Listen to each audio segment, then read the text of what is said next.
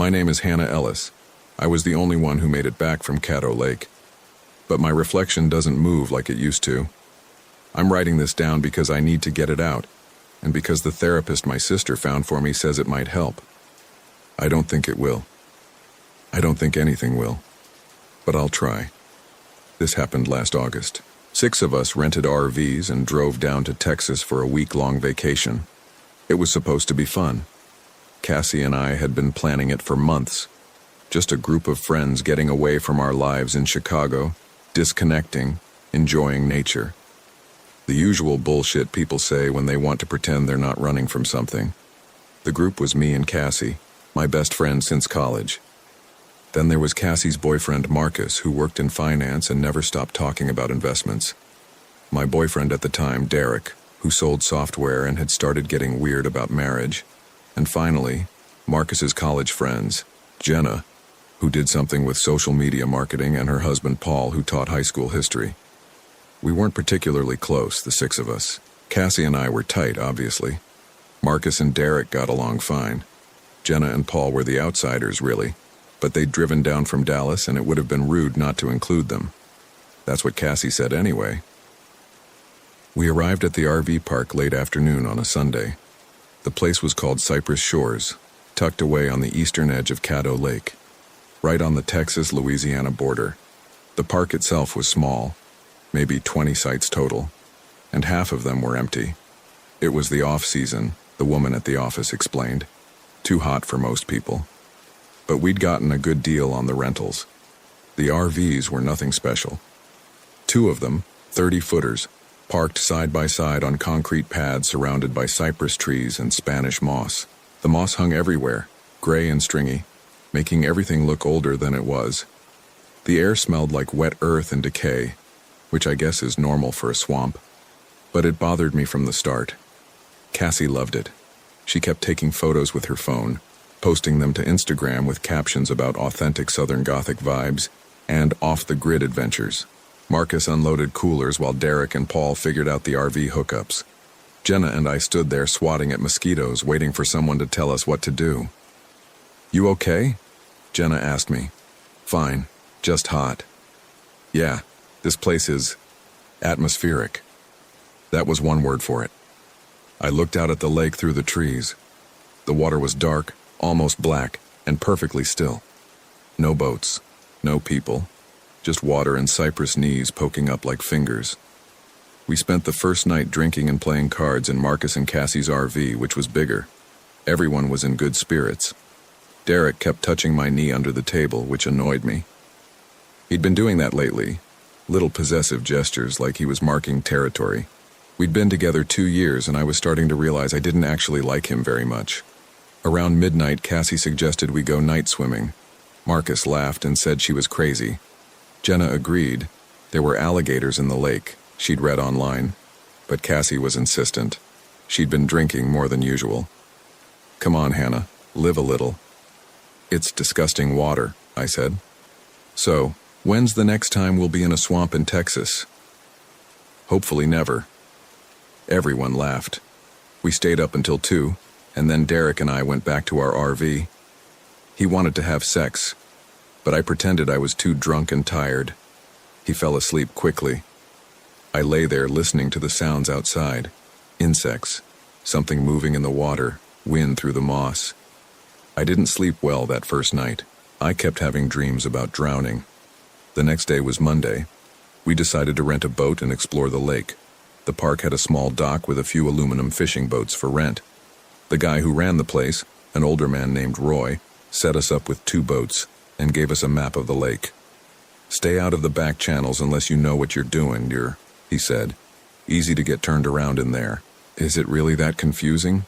Paul asked. "People get lost every year. Lake's bigger than it looks and the channels all wind around. Spanish moss blocks the sun, makes it hard to see. Cell phones don't work out there." "Sounds ominous," Jenna said, smiling. Roy didn't smile back. "Just be careful. And don't go near the old cypress stand on the north end. That's private property." We took the boats out around 10 in the morning. Marcus drove one with Cassie and me. Derek drove the other with Paul and Jenna. The lake was beautiful in daylight, I'll admit. The cypress trees rose out of the water like ancient pillars, draped in moss. The water reflected the sky perfectly, too perfectly, almost like glass. We cruised around for a couple hours, taking photos, drinking beer from the coolers we'd brought. At one point, we passed another boat with an older couple fishing. They waved, we waved back. Normal vacation stuff. Around noon, Cassie wanted to find the old cypress stand Roy had warned us about. "Why?" Marcus asked. "Because he told us not to." "That's not a reason. It's the best reason." I could tell Marcus was annoyed, but he was trying not to show it. That was their dynamic. Cassie pushed, Marcus gave in. They'd probably get married and divorced within 5 years. We followed the map north, Derek's boat trailing behind us. The channels got narrower and more winding. The Spanish moss grew thicker, blocking out more sunlight. It got noticeably cooler. The water turned darker, almost black. After about 20 minutes of navigating through increasingly tight passages, we found it. The old cypress stand.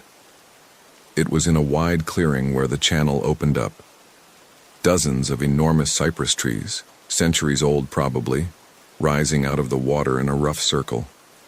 Their trunks were massive, too big to put your arms around. The bark was gray and weathered, covered in patches of moss and fungi.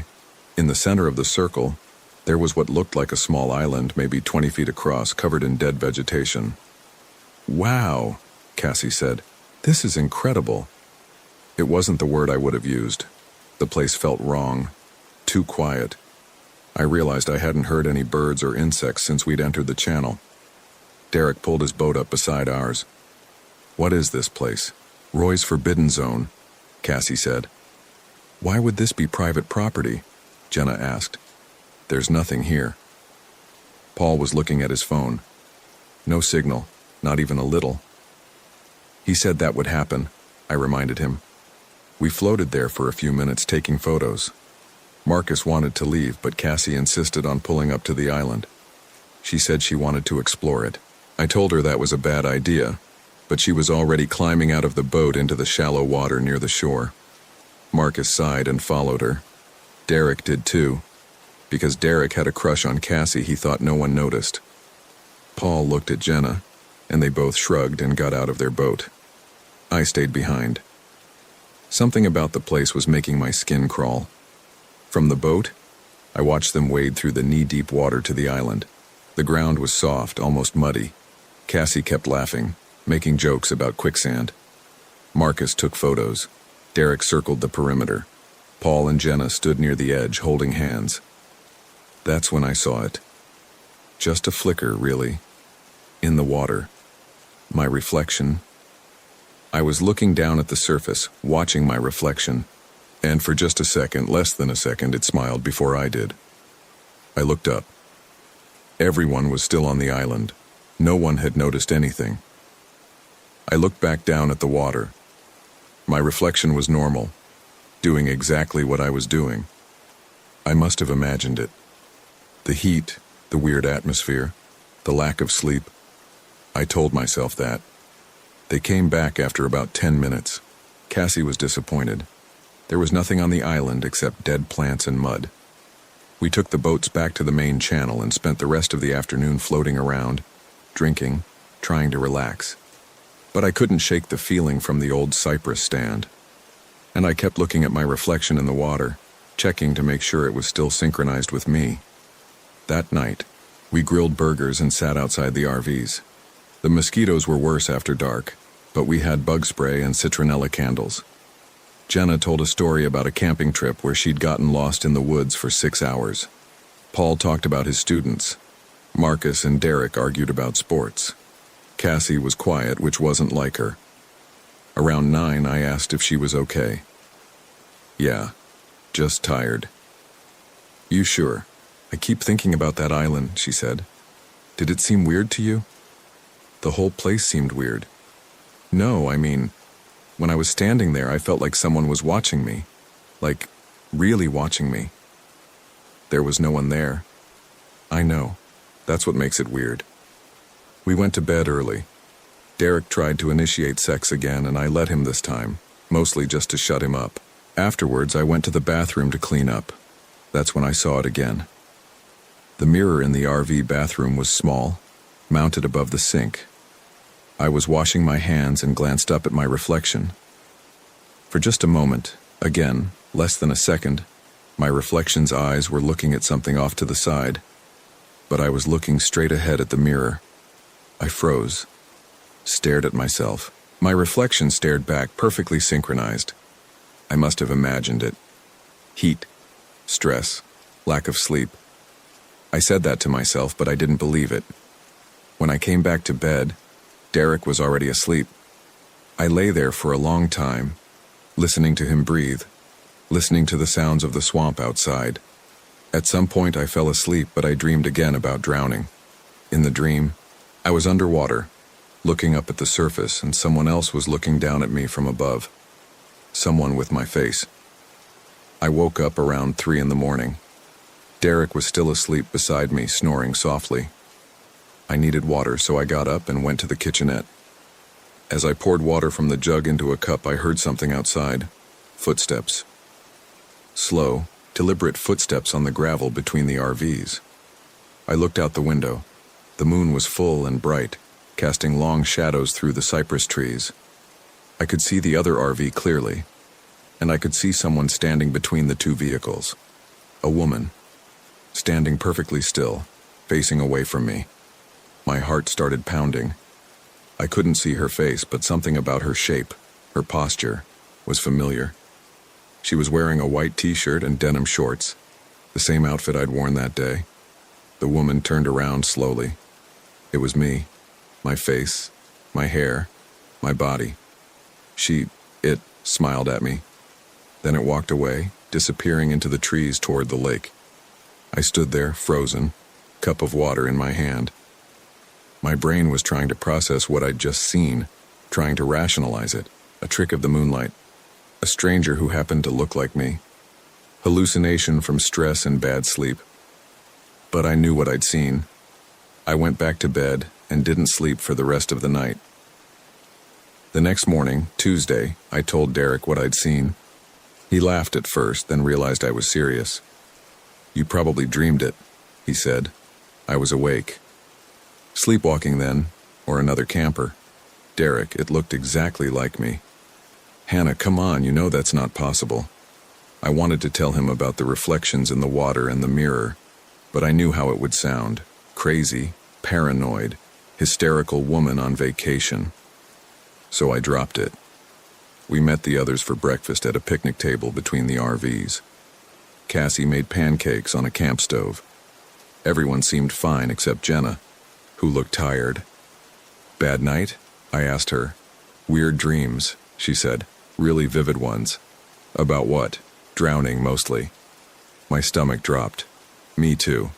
"Must be something in the air," Marcus joked. "Swamp gas." Paul laughed, but Jenna didn't. Neither did I. After breakfast, we decided to drive into the nearby town, Uncertain, Texas, which was a real place with a real name. The town was tiny, basically one main street with a few shops and a gas station. We walked around, bought some local honey and boiled peanuts, took photos in front of the welcome sign, but I couldn't focus. I kept watching reflections, in shop windows, in car mirrors, in puddles on the street. And every time I looked, there was a moment, just a moment, where my reflection seemed slightly off, a delay, a different angle, eyes looking the wrong direction. I started to think I was losing my mind. We got back to the RV park around 4 p.m. Roy was outside the office working on a lawnmower. We waved. He nodded but didn't wave back. "Friendly guy," Derek muttered. That evening, Cassie wanted to go swimming in the lake. I immediately said no. So did Jenna and Paul. But Marcus was game, and Derek said he'd go if everyone else did. Eventually, peer pressure won out and we all changed into swimsuits. The lake was warm and murky. You couldn't see more than a few inches below the surface. We stayed close to the shore near the dock where the water was only chest deep. Cassie and Marcus splashed around. Derek tried to dunk me and I got angry. Paul and Jenna floated on their backs, holding hands. I was waist deep in the water, standing still when I noticed something. The water was perfectly calm around me, no ripples from my movement.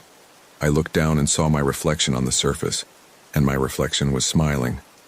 I wasn't smiling. I looked up quickly, heart racing. Everyone else was playing, laughing, not paying attention to me. I looked back down. Now my reflection matched my expression, concerned, frightened. "Hannah?" Cassie called. "You okay?" "Yeah, fine." But I wasn't fine. I got out of the water and went back to the RV, telling everyone I was cold. Derek followed a few minutes later, annoyed that I'd ruined the fun. That night I refused to look at any reflective surfaces. When I needed to use the bathroom, I kept my eyes down. When I brushed my teeth, I stared at the sink. Derek noticed and asked what was wrong. I told him I had a headache. Around 11, Cassie texted me. "You okay?" "Yeah, just tired." "You seem off." "I'm fine, just ready to go home." "We have 4 more days." "I know." I didn't tell her about the reflections. I didn't tell her I was terrified. I just said goodnight and turned off my phone. But I couldn't sleep. I lay in bed listening to Derek snore, listening to the swamp sounds outside.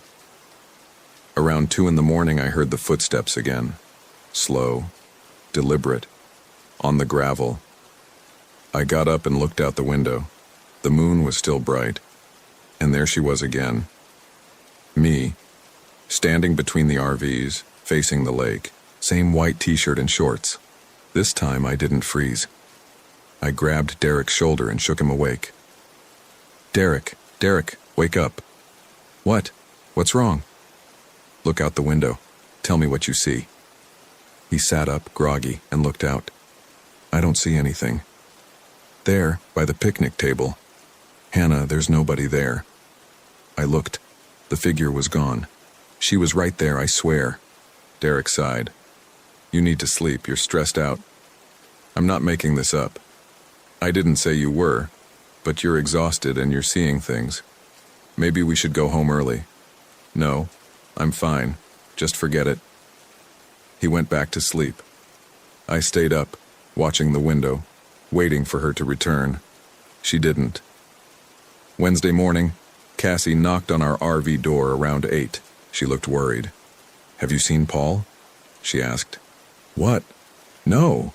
Why?" "Jenna said he went for a walk last night around midnight and never came back. She fell asleep waiting for him." My stomach dropped. "Did she call him?" "No signal out here, remember? We're going to look for him. Can you and Derek help?"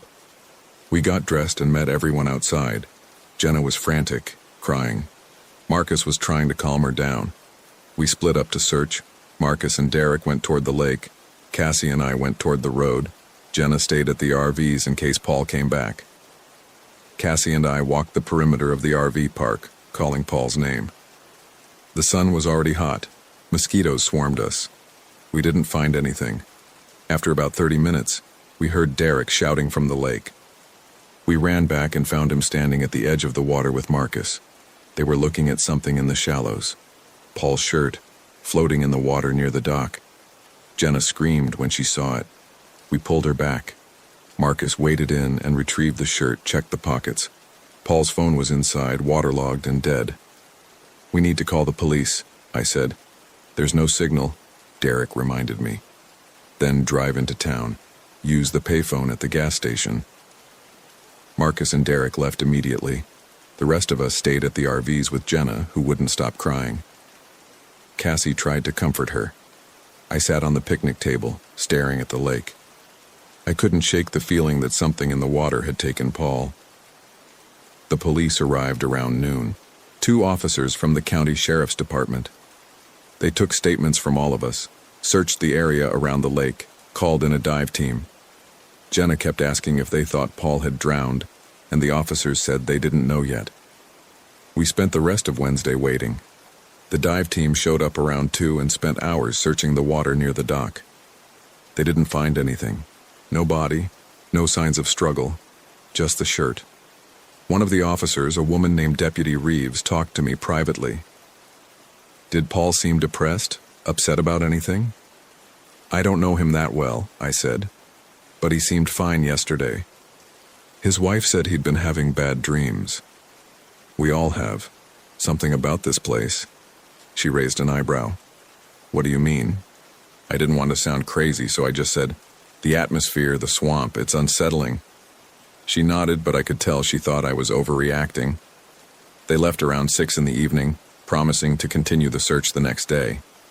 Jenna wanted to stay, hoping Paul would turn up. The rest of us agreed to stay with her, though I desperately wanted to leave. That night, none of us slept. We sat outside together, keeping watch, jumping at every sound. Jenna kept crying. Cassie held her hand. Marcus paced. Derek drank beer after beer. I stared at the lake, waiting for something to happen. Around 3 in the morning, we heard it. A voice calling from the water. Jenna. We all heard it. Jenna's head snapped up. That's Paul, she whispered. Jenna. The voice called again. It sounded exactly like Paul. She stood up. Paul? Where are you? Jenna, help me. She started walking toward the lake. Marcus grabbed her arm. That's not him, Marcus said. Let go of me. He needs help. Jenna, listen to me. That's not Paul. But she was already pulling away from him, running toward the water. We all ran after her.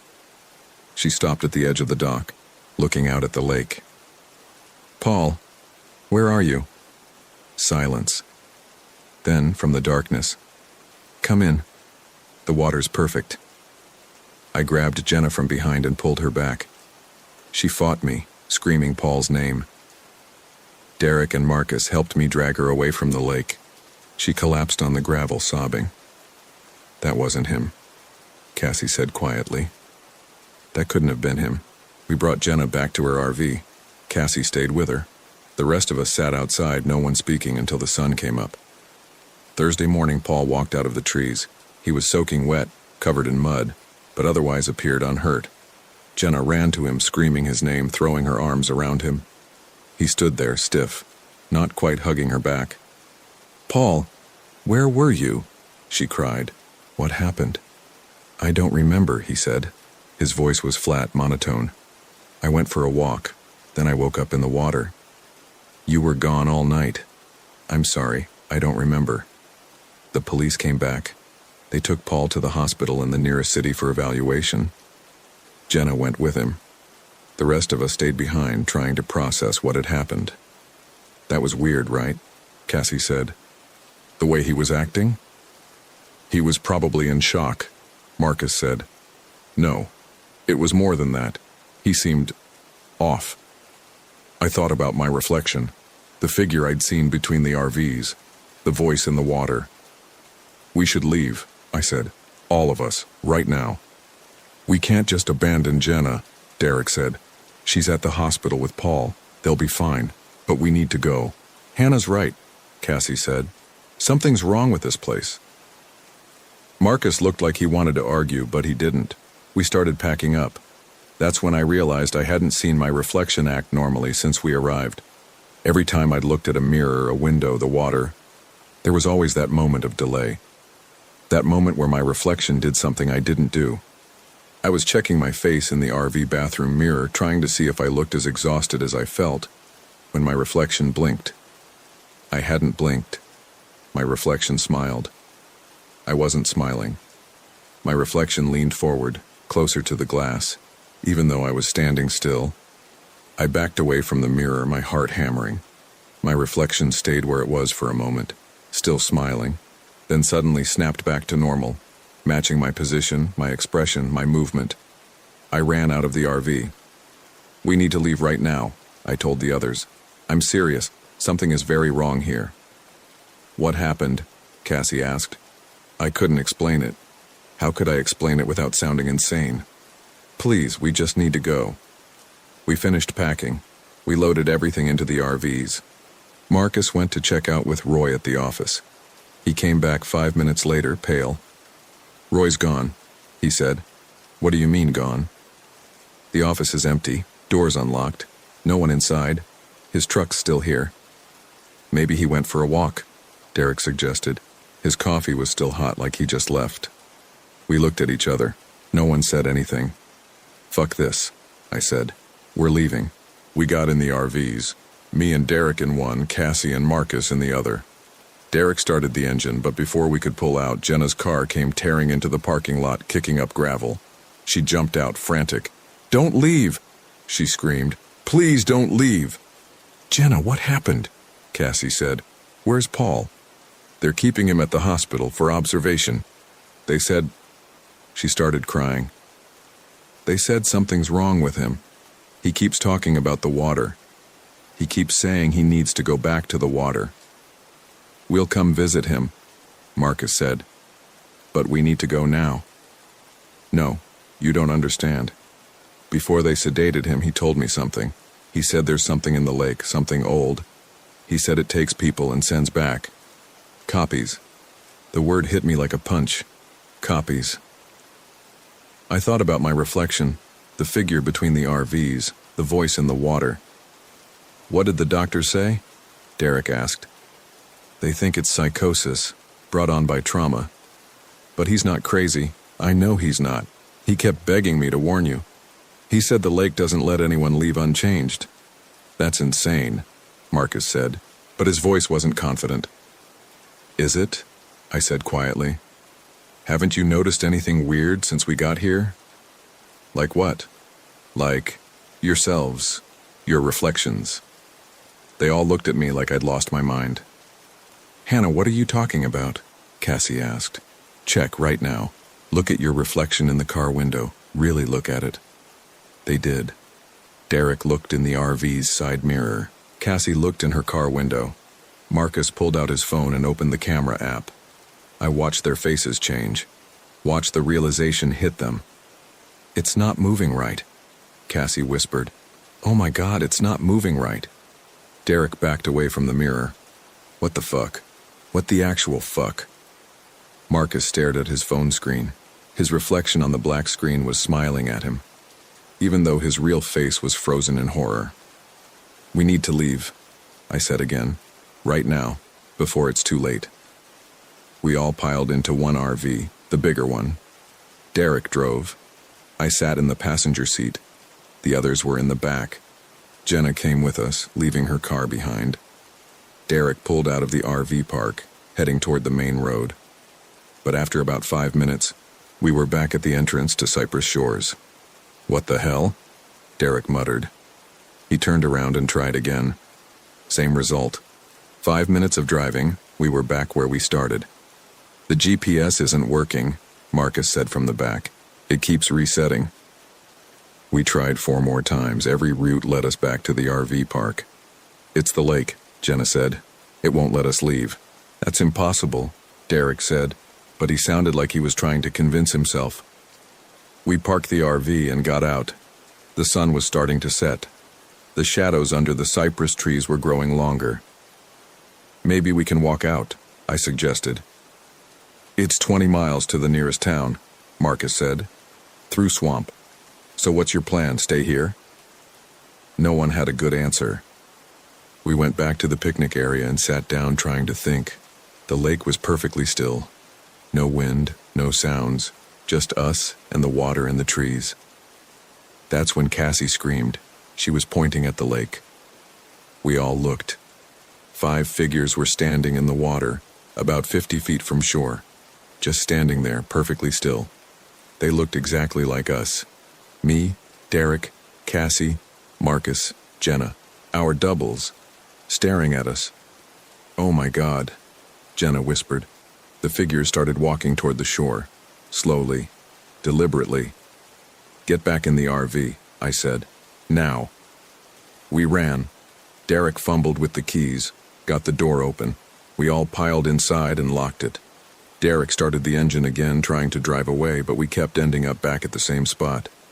Outside, the figures reached the shore. They stood there, dripping wet, watching us. My double raised her hand and waved. I waved back before I could stop myself. "Don't interact with them," Marcus said. "Don't acknowledge them." But it was too late. My double smiled, that same smile I'd seen in the mirror, and started walking toward the RV. The others followed. 5 copies of us, approaching the vehicle. They surrounded it. They looked in the windows. They didn't blink. They didn't breathe.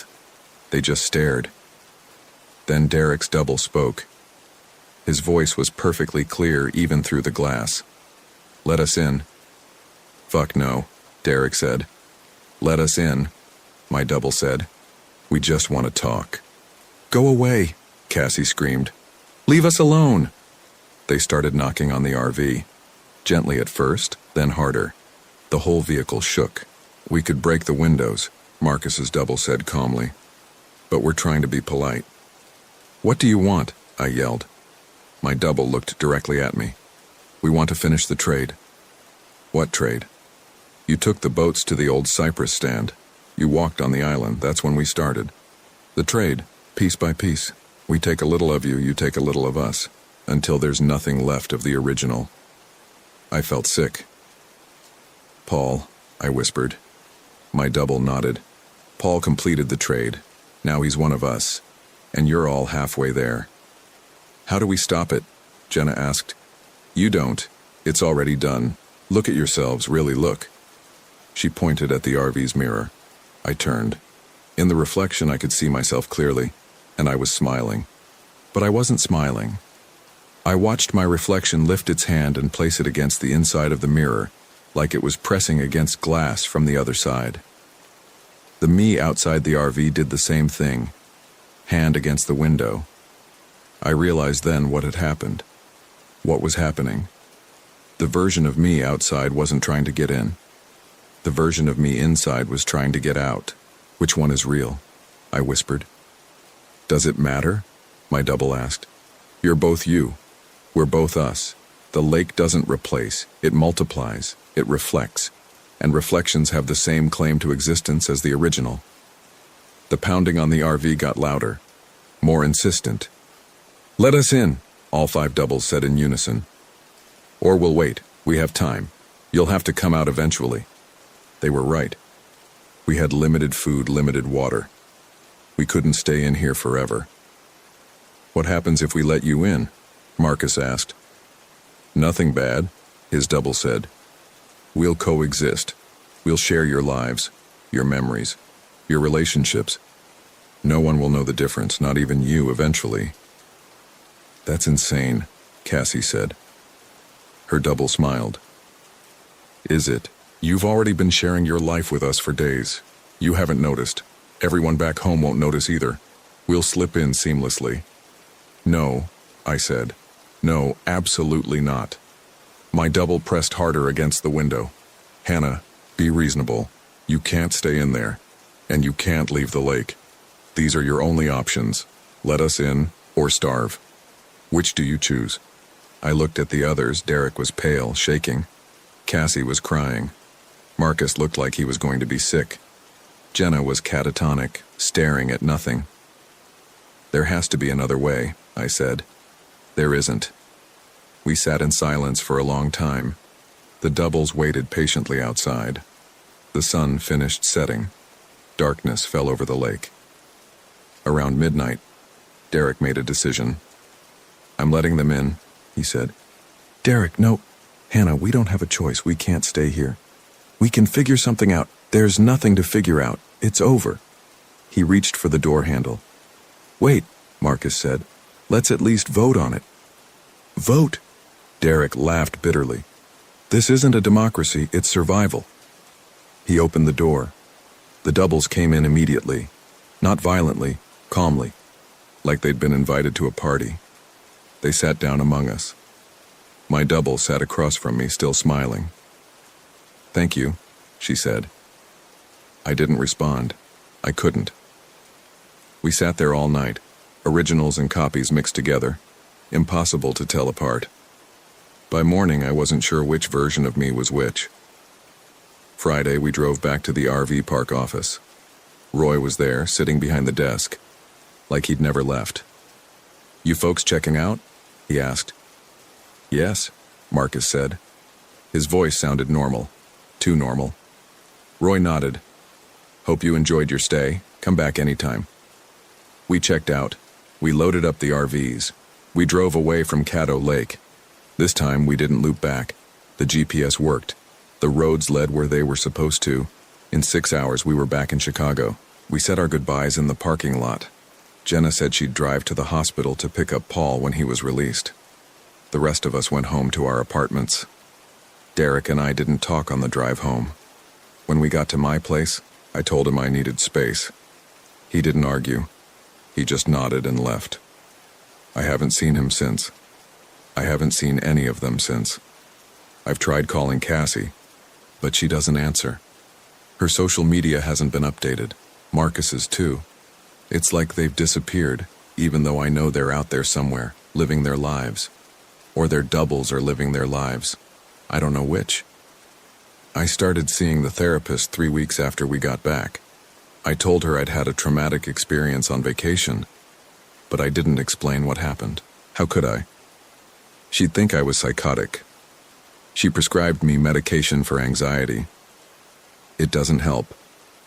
I avoid mirrors now, reflective surfaces. I don't look at windows when I walk by them. I don't check my appearance in the bathroom. I just exist, trying not to see myself. But sometimes I catch glimpses, and when I do, I see her, my double, smiling at me, waving, like she's trying to remind me she's there. Last week, I got a text from a number I didn't recognize. Having fun with my life? I blocked it. 2 days ago, I got a Facebook friend request from Hannah Ellis. The profile picture was me, but I never created that account. I reported it. Facebook said they'd investigate. This morning, I saw her, my double, standing across the street from my apartment watching my window. She waved. Then she walked away, disappearing into the crowd. I don't know what she wants. I don't know what's going to happen. All I know is that I went to Caddo Lake with 5 friends, and something came back with us. Maybe it came back inside us, maybe it came back instead of us. I look in the mirror sometimes now, when I can't avoid it, and I check to see if I'm still me. But I don't know what that means anymore. If my reflection can think and feel and want things, is she less real than I am? The therapist says I'm dissociating. That trauma can make you feel disconnected from yourself. She says with time and treatment, I'll feel whole again. But I know the truth. I'm not disconnected from myself. I'm just sharing space with someone else. Someone who looks exactly like me, who knows everything I know, who wants everything I want. And I don't know which one of us is the original. Sometimes I think I'm the one who walked out of the lake. Sometimes I think I'm the one who stayed in the RV. Sometimes I think there's no difference at all. My name is Hannah Ellis. I was the only one who made it back from Caddo Lake. But my reflection doesn't move like it used to, and I'm not sure I'm the one in control anymore.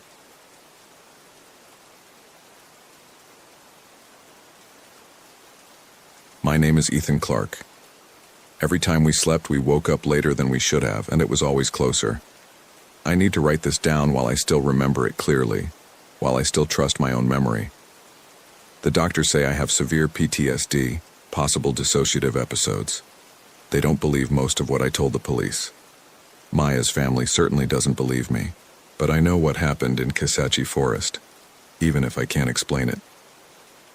We left Houston on a Thursday morning in early October. Maya and I had been together for 3 years, and things had been tense for the past 6 months. Work stress mostly. I'm a software developer, always on call, always staring at screens. She's an ICU nurse at Methodist, working 12-hour shifts that left her exhausted. We barely saw each other. When we did, we were too tired to do more than eat takeout and scroll through our phones in silence. The RV trip was her idea. We need to get away, she said one night in August. Like, actually away. No Wi-Fi, no work emails, just us. I'd been skeptical. I'm not much of an outdoorsy person. My idea of camping is a hotel without room service. But she'd looked at me with those brown eyes, the ones that had convinced me to move in with her 2 years ago, and I'd agreed. We rented a 30-foot RV from a place off I-10. The guy who ran the rental lot was probably 70 with skin like leather and suspicious eyes. He walked us through everything, the hookups, the water system, the generator. "Where you headed?" he asked as I signed the paperwork. "Kisatchie Forest," Maya said. "Valentine Lake RV Park." The old man's expression didn't change, but something flickered in his eyes. That's good country out there. Real quiet. That's what we're hoping for, I said. He handed me the keys. Don't stay out past dark if you go hiking. Easy to get turned around in those woods. Standard outdoorsy advice. I barely registered it at the time. The drive took about 4 hours. Maya navigated while I white-knuckled the steering wheel, terrified of sideswiping someone in this massive vehicle. By the time we crossed into Louisiana, my shoulders were locked with tension. Relax, Maya said, reaching over to squeeze my hand. You're doing fine. This thing handles like a drunk elephant. She laughed. It was the first time I'd heard her really laugh in weeks. That sound made the entire uncomfortable drive worth it. Kisatchie Forest sprawled across central Louisiana, a mix of pine and hardwood that the GPS tried and failed to adequately map. We passed through the town of Natchitoches around 2 in the afternoon, grabbed lunch at a Sonic, then headed deeper into the forest. Valentine Lake RV Park sat about 8 miles off the main highway, down a winding dirt road that made the RV bounce and creak. The park itself was small, maybe 20 sites total, arranged in a rough semicircle around a clearing. Only 3 other RVs were there, and they looked like they'd been parked for the season. The office was a small cabin near the entrance. A woman in her 50s came out as we pulled up. She had the same weathered look as the rental guy, like the sun and wind had been working on her face for decades. "You must be the Clarks," she said. "I'm Jan. Got you in Site 12 all the way in the back. Nice and private." She walked us through the check-in process, gave us a map of the area, pointed out the bathhouse and the trails that wound into the forest. "Lake's about a 1/4 mile that way," she said, pointing east. "Good fishing, if you're into that." "Any other guests we should know about?" Maya asked. "Ralph and Donna have been here since September in Site 3. Quiet folks keep to themselves. The Sandersons are in Site 7. They're from Dallas, just here for the weekend. And there's a guy in Site 18 came in yesterday. Didn't catch his name." She paused. "Cell service is pretty spotty out here, just so you know." "That's okay," I said. "We're trying to disconnect anyway." Jan smiled, but it didn't quite reach her eyes. "Well, you'll get plenty of that. Let me know if you need anything." Site 12 was tucked into the trees at the far end of the park, separated from the other sites by a good 50 yards and a thick stand of pines. It was perfect, private, quiet, with a picnic table and a fire ring. We spent the next hour setting up, hooking up the water and electricity, getting the RV leveled. By the time we finished, it was almost 5. The sun angled through the trees, casting long shadows across the clearing. Maya started unpacking food for dinner while I set up our camping chairs by the fire ring. "This is nice," she said, coming out with 2 beers. "I think this was a good idea." "Let's wait until I haven't screwed something up before we celebrate," I said, but I was smiling. We cooked burgers on the portable grill, sat by the fire as the sky darkened, talked about nothing important. It felt like old times, before the stress and exhaustion had settled into our relationship like sediment. Around 9, we went inside. Maya wanted to shower, and I pulled out my laptop out of habit before remembering we had no internet. I played a few rounds of solitaire instead, half listening to the sound of the water running. She came out in her pajamas, hair wet, smelling like soap and shampoo. "Your turn." I showered quickly. The RV's hot water tank wasn't huge and I didn't want to use it all up. When I came out, Maya was already in bed, scrolling through photos on her phone. "No service," she said, not looking up. "Can't even send a text." "That's kind of the point." "I know, it's just weird." She set her phone on the nightstand. "Come to bed." I climbed in beside her. The RV's bed was smaller than our queen at home, but it was comfortable enough. Through the window over the bed, I could see stars between the tree branches. "I love you," Maya said quietly. "Love you too." I set my phone alarm for 7 a.m., plugged it into the charger, and turned off the light. Maya was asleep within minutes, her breathing slow and steady. I lay awake a bit longer, listening to the unfamiliar sounds of the forest. Wind in the trees, the distant hoot of an owl, the creaking of the RV settling. Eventually, I drifted off. I woke to sunlight streaming through the window and Maya shaking my shoulder. Ethan, wake up. I blinked, disoriented. What time is it? That's what I'm asking you. Look at your phone. I grabbed my phone from the nightstand. The screen showed 1:47 p.m. I stared at it. That couldn't be right. I'd set the alarm for 7. I looked at the alarm. It showed as going off at 7:00 a.m., but there was no record of me dismissing it or snoozing it. It was just off. Did you turn off my alarm? I asked. No. Mine says the same thing. Almost 2 in the afternoon. She held up her phone. Same time. Ethan, we slept for 14 hours. That's impossible. Then explain why it's past lunch and we both just woke up. I sat up, rubbing my face. My body didn't feel like I'd slept 14 hours. I felt groggy, sure, but not well rested. If anything, I felt more tired than when I'd gone to bed. Maybe the time zone is wrong on the phones, I said. We're not even in a different time zone, we're still in Central. I got up and checked the clock on the RV's dashboard. 1:49 p.m., same as our phones. Maya stood in the middle of the RV, arms crossed. This doesn't make sense. We were tired. We drove 4 hours, set up camp, stayed up late by the fire. Maybe we were more exhausted than we thought. You really think we both just slept through the entire morning? Through 2 separate alarms? I didn't have a good answer for that, but the alternative, that something else had happened, didn't make sense either.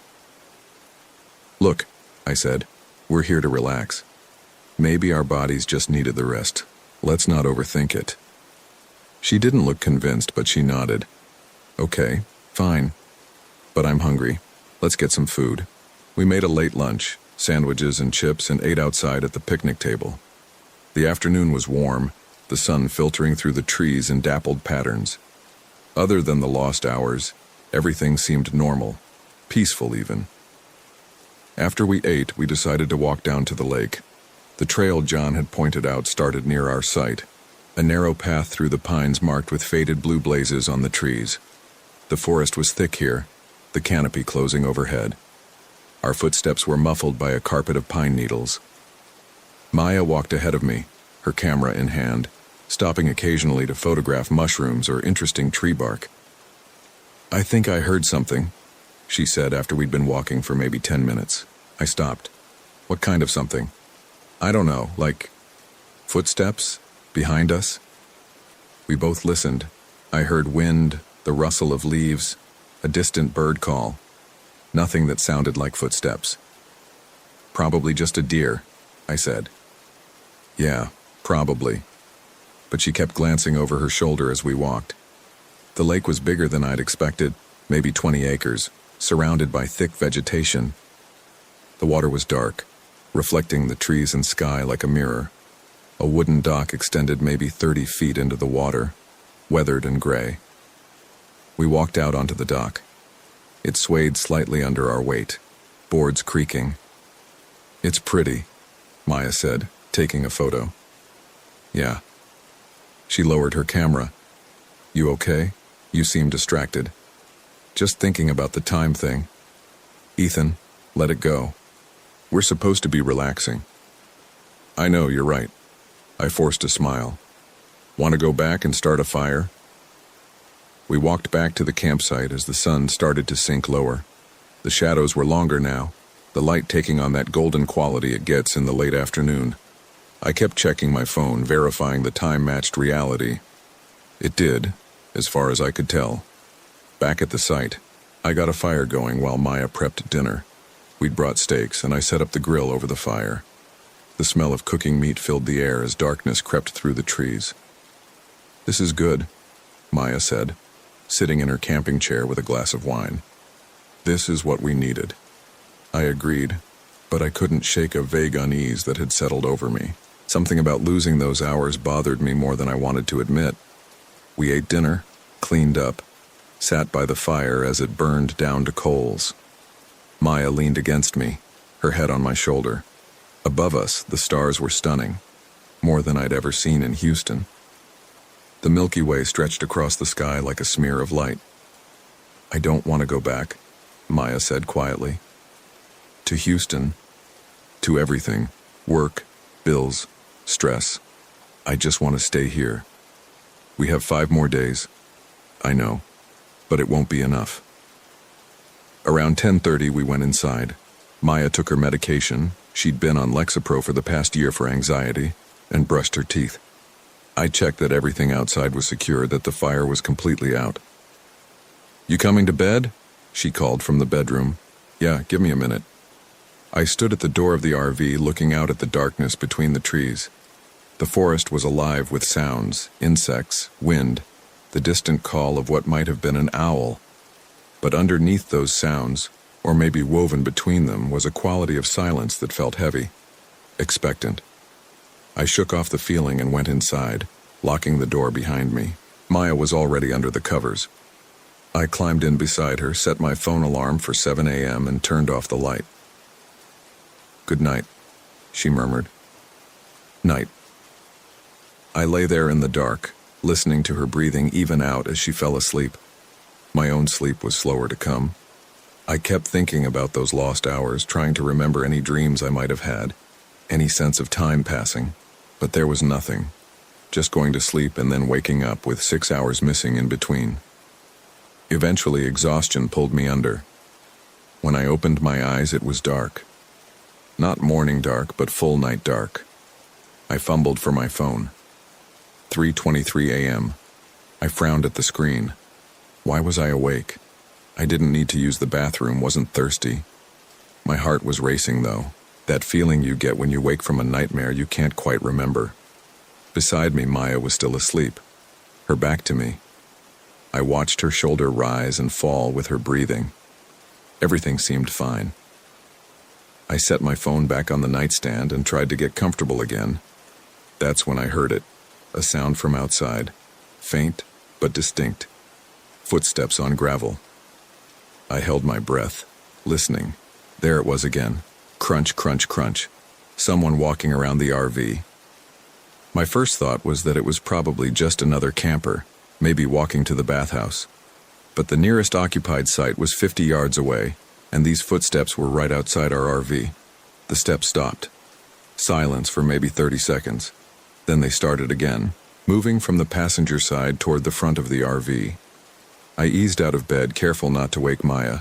The RV had curtains over all the windows, but I pulled one aside just enough to peek out. The clearing was dark, lit only by starlight. I couldn't see anyone. But even as I watched, I heard the footsteps again, now near the driver's side. I moved to that window, looked out. Nothing, just trees and shadows. The footsteps stopped.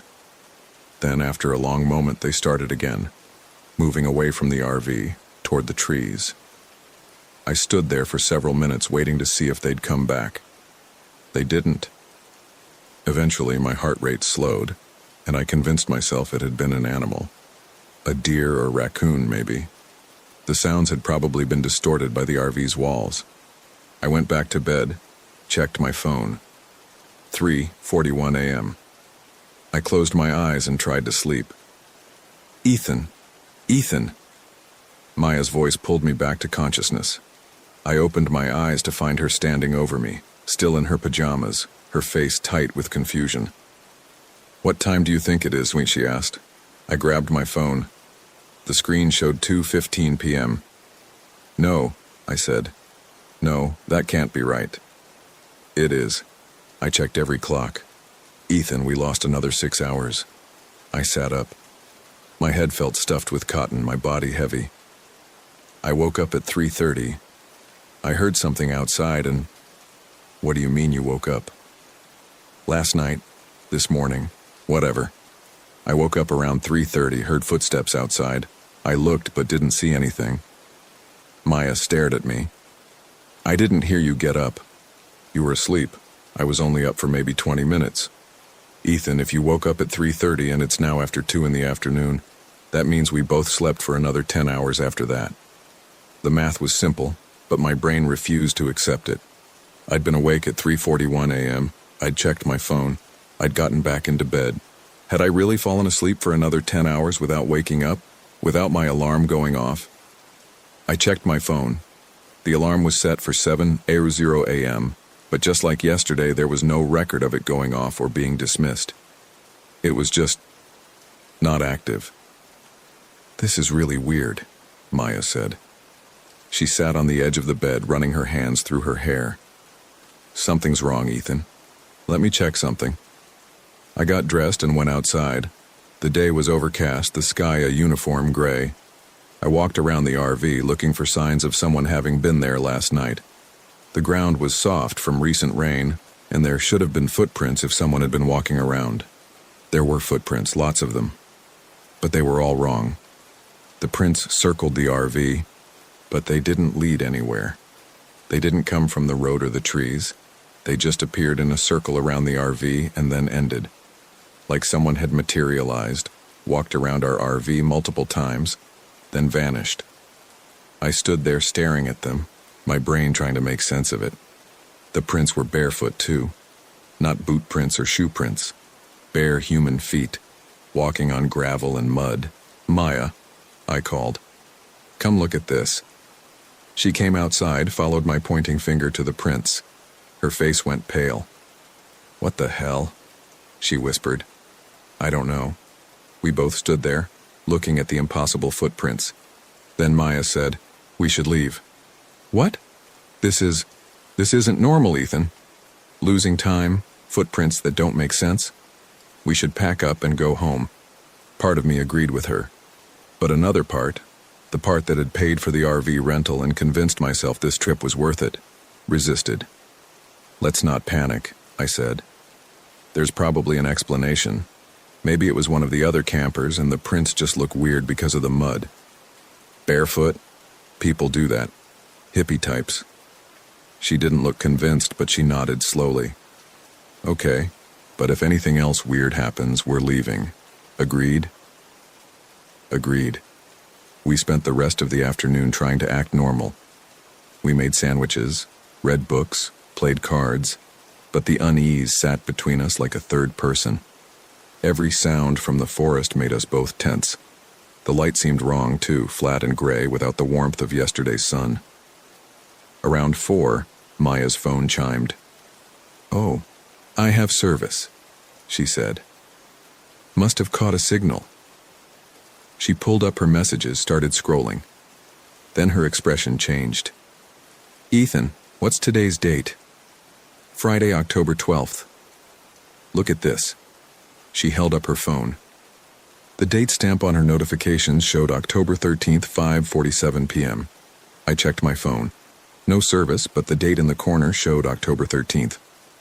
"The time's off," I said. "Remember, we woke up late." "No, you're not getting it. Look at my messages. I got these text notifications throughout the day, at 8 a.m., 10 a.m., noon, while we were asleep. They show me as active on various apps during those hours." She pulled up her step counter. 847 steps today, it claimed. Her phone's location history showed her moving around, taking a walk to the lake at 9 a.m., sitting at the picnic table at 11 a.m. "That's not possible," I said. "You were asleep." "Then explain this." I couldn't. My own phone had no service, so I couldn't check my own activity. But the implications were chilling. Either our phones were glitching in sync with each other or something else was happening. Something I didn't want to think about. "Maybe we're sick," Maya said. "Carbon monoxide poisoning or something, making us sleep and lose time." "The RV has detectors. They'd have gone off." "Then what? What's happening to us?" I didn't have an answer. We sat in the gathering darkness, neither of us wanting to voice what we were both thinking, that we needed to leave now before we lost more time. But by then the sun was setting, and the idea of navigating that dark, winding forest road in the RV felt more dangerous than staying put. "We'll leave first thing tomorrow," I said. "I'll set multiple alarms. We'll leave at dawn, no matter what." Maya nodded, but I could see the fear in her eyes. We didn't cook dinner. Neither of us had an appetite. We locked the RV, checked the locks twice, and sat inside as darkness fell completely. Around 8, Maya took her medication. She sat on the couch, staring at nothing. "I keep thinking about those footprints," she said. "Try not to. They didn't go anywhere, Ethan. They just were there." "I know." "What if—" She stopped. "What? What if it's us? What if we're sleepwalking or something and that's why we can't remember?" It was as good an explanation as any. I wanted to believe it, but the footprints had been too small for my feet, and Maya's feet were different from the prints too. "Maybe," I said anyway. We went to bed at 9, both of us exhausted but wired with anxiety. I set 5 different alarms on my phone, all between 5 and 6 a.m. Maya did the same. "We're getting out of here tomorrow," she said as I turned off the light. "Absolutely." I held her hand in the darkness. Her palm was sweaty, her grip tight. "I love you," she said. "Love you too." We lay there in silence. My eyes adjusted to the darkness, and I could make out the shapes of the RV's interior. The door to the bathroom, the windows with their curtains drawn. Outside, the forest was alive with its usual night sounds. I don't remember falling asleep. One moment I was lying there wide awake, and the next, I opened my eyes to find Maya's face inches from mine. She was awake, propped up on one elbow, staring at me. "Hey," I said, my voice rough from sleep. "What time is it?" She didn't answer. She just kept staring. "Maya?" Her lips curved into a smile, but it was wrong. Too wide, too fixed. Her eyes didn't match the smile. They were flat, vacant. "Maya, you're scaring me." "We slept good," she said. Her voice was hers, but the inflection was off. Like someone doing an impression of Maya who'd never actually met her. I sat up, pulling away from her. "What time is it?" She finally looked away from me, down at her phone on the nightstand. 4:17 p.m. My stomach dropped. No, that can't be. "Saturday, October 14th, she continued in that strange, flat voice. "We lost 20 hours this time." I grabbed my phone. All 5 alarms had been turned off. Not snoozed, just switched off. And the date confirmed it. Saturday, October 14th, 4:17 p.m. We'd lost an entire day. "How?" I managed. "How is this possible?" Maya swung her legs out of bed. She was moving differently, I realized. Her usual grace was gone, replaced with something jerky and mechanical. She walked to the window and pulled the curtain aside.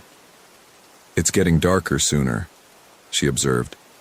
"Maya, what's wrong with you?" She turned to look at me, and that wrong smile was still on her face.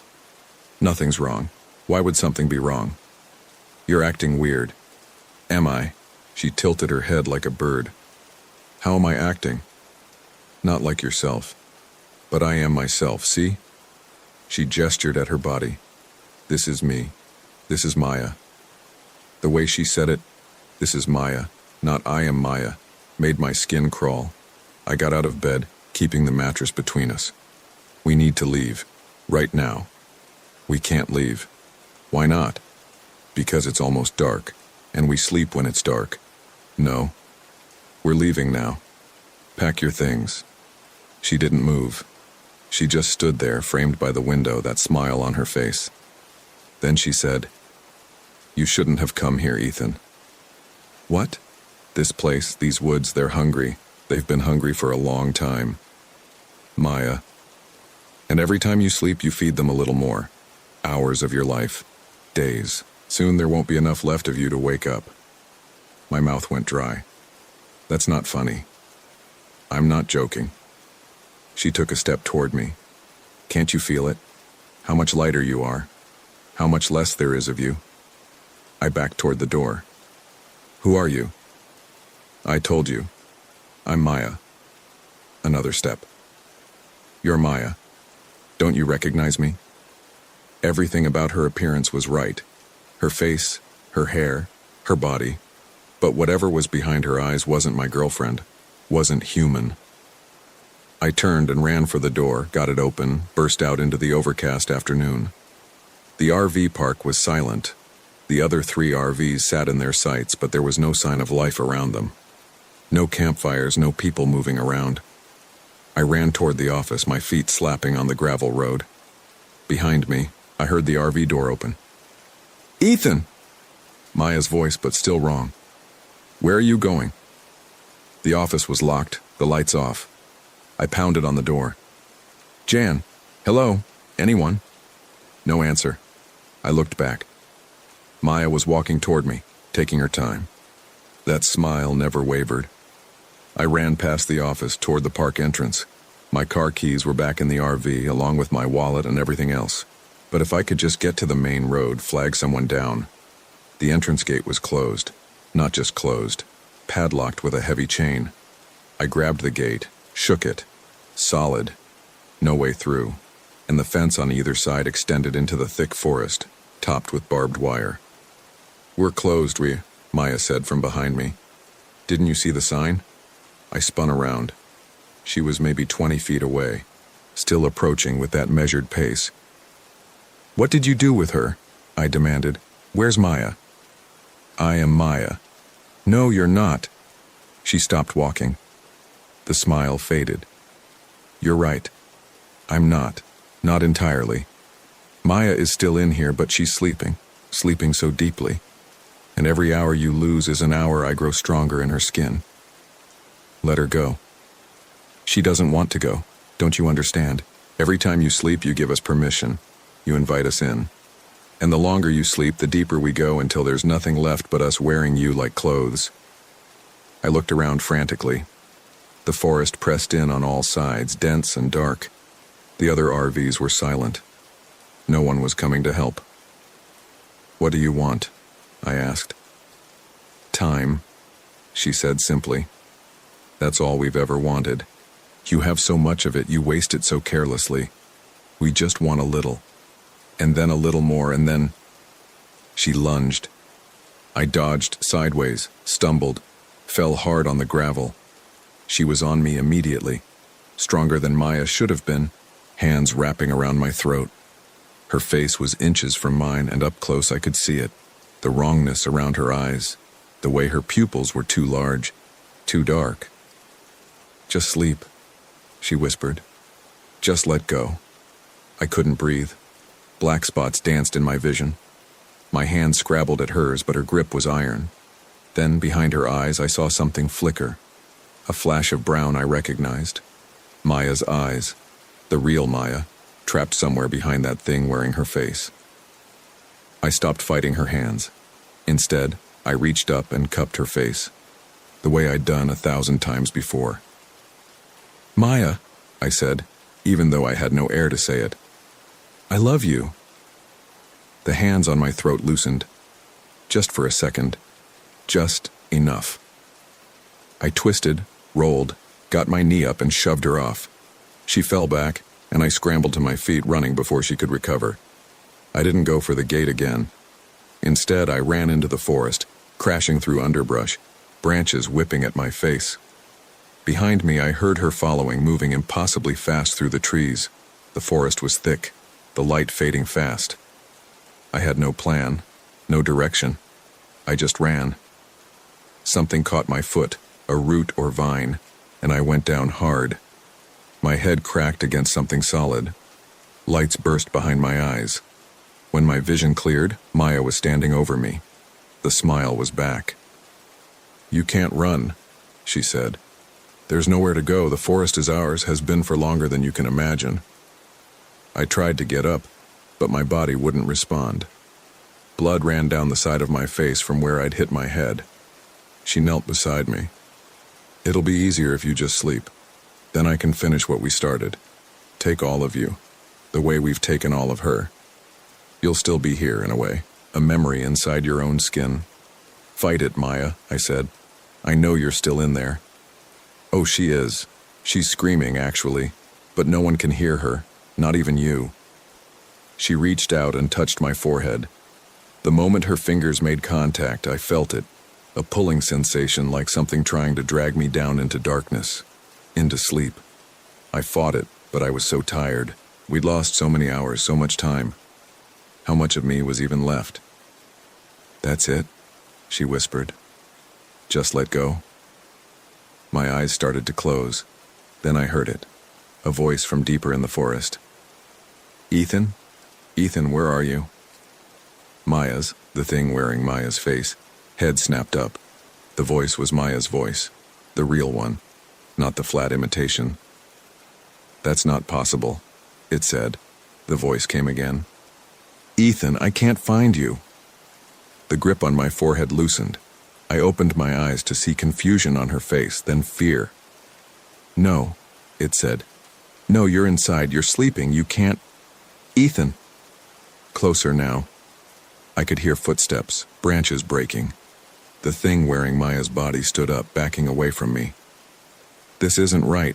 You're supposed to be sleeping. We took you." Then I saw her, the real Maya, stumbling through the trees, her pajamas torn, her feet bleeding. She looked barely conscious, like a sleepwalker, but her eyes were open. "Ethan," she said when she saw me. "What's happening? Where are we?" The other Maya, the wrong one, let out a sound that wasn't human, a shriek of rage and frustration that made the trees seem to shudder. "You can't have both!" it screamed. "If she's awake, then—" It looked down at its hands, at Maya's hands. They were fading, becoming translucent. I could see the trees through them. "No," it said again. "No, we were so close to taking it all." Maya, the real Maya, collapsed beside me. I reached for her with arms that could barely move. Our fingers touched. The fake Maya was dissolving now, its form breaking apart like smoke. Through its fading body I could see the forest, and beyond that something else. Something vast and hungry and patient, made of darkness and time itself. "We'll wait," it said, its voice echoing from everywhere and nowhere. "You'll sleep again. You have to sleep, and when you do, we'll be there. We'll always be there." Then it was gone. I don't know how long we lay there on the forest floor. Minutes, maybe. Hours. Time felt broken, unreliable. Eventually, I managed to sit up. Maya was unconscious but breathing. I picked her up. She felt impossibly light, and carried her through the trees. I didn't know which direction I was going, but it didn't matter. I just kept walking. I don't remember finding the road. The police report says a truck driver spotted us stumbling along Highway 1 to 19 around midnight. He called for an ambulance. Maya woke up in the hospital 3 days later. She didn't remember anything after taking her medication that first night. The doctor said it was trauma, that her mind had blocked it out. My story didn't match anyone else's. Jan, the park manager, said we'd only been there one night, that we'd checked out Saturday morning and seemed fine. The other campers said they'd never seen us. The RV rental company confirmed we'd returned the vehicle on Saturday afternoon, only a day and a half after we'd picked it up. But the calendar on my phone, my computer, Maya's activity logs, they all showed we'd lost 3 days. 3 days that everyone else said never happened. The police investigated. They found no evidence of carbon monoxide, no drugs in our systems, no sign of anyone else at the campsite. They concluded we'd experienced some kind of shared delusion, possibly brought on by exhaustion. Maya's family blamed me, said I'd taken her somewhere dangerous, let something happen to her. We broke up 2 months later. She moved back to Dallas. Last I heard, she was seeing a therapist who specializes in trauma. I stayed in Houston, got a new job, one that doesn't require as much screen time. I see my own therapist twice a week. I take medication to help me sleep, but I fight it. I try to stay awake as long as I can, because I still lose time. Not as much as we did in the forest. Just an hour here, 2 hours there. But it's getting worse.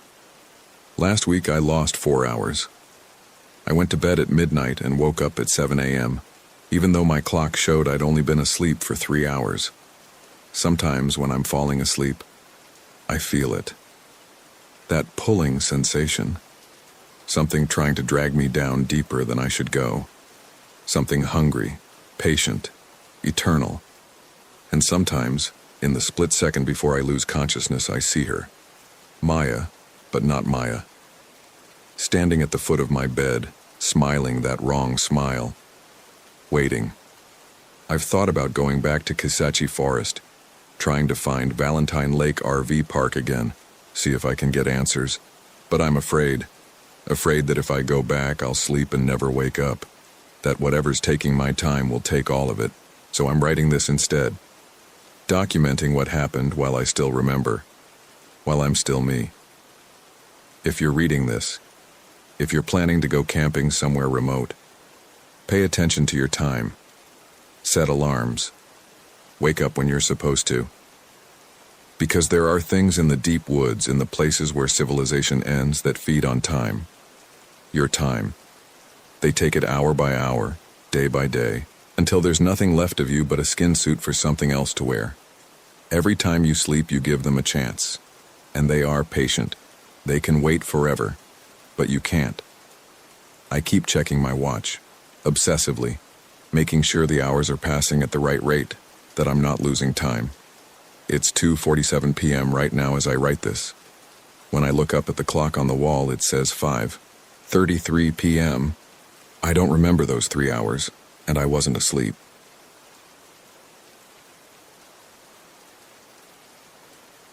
My name is Brian Foster.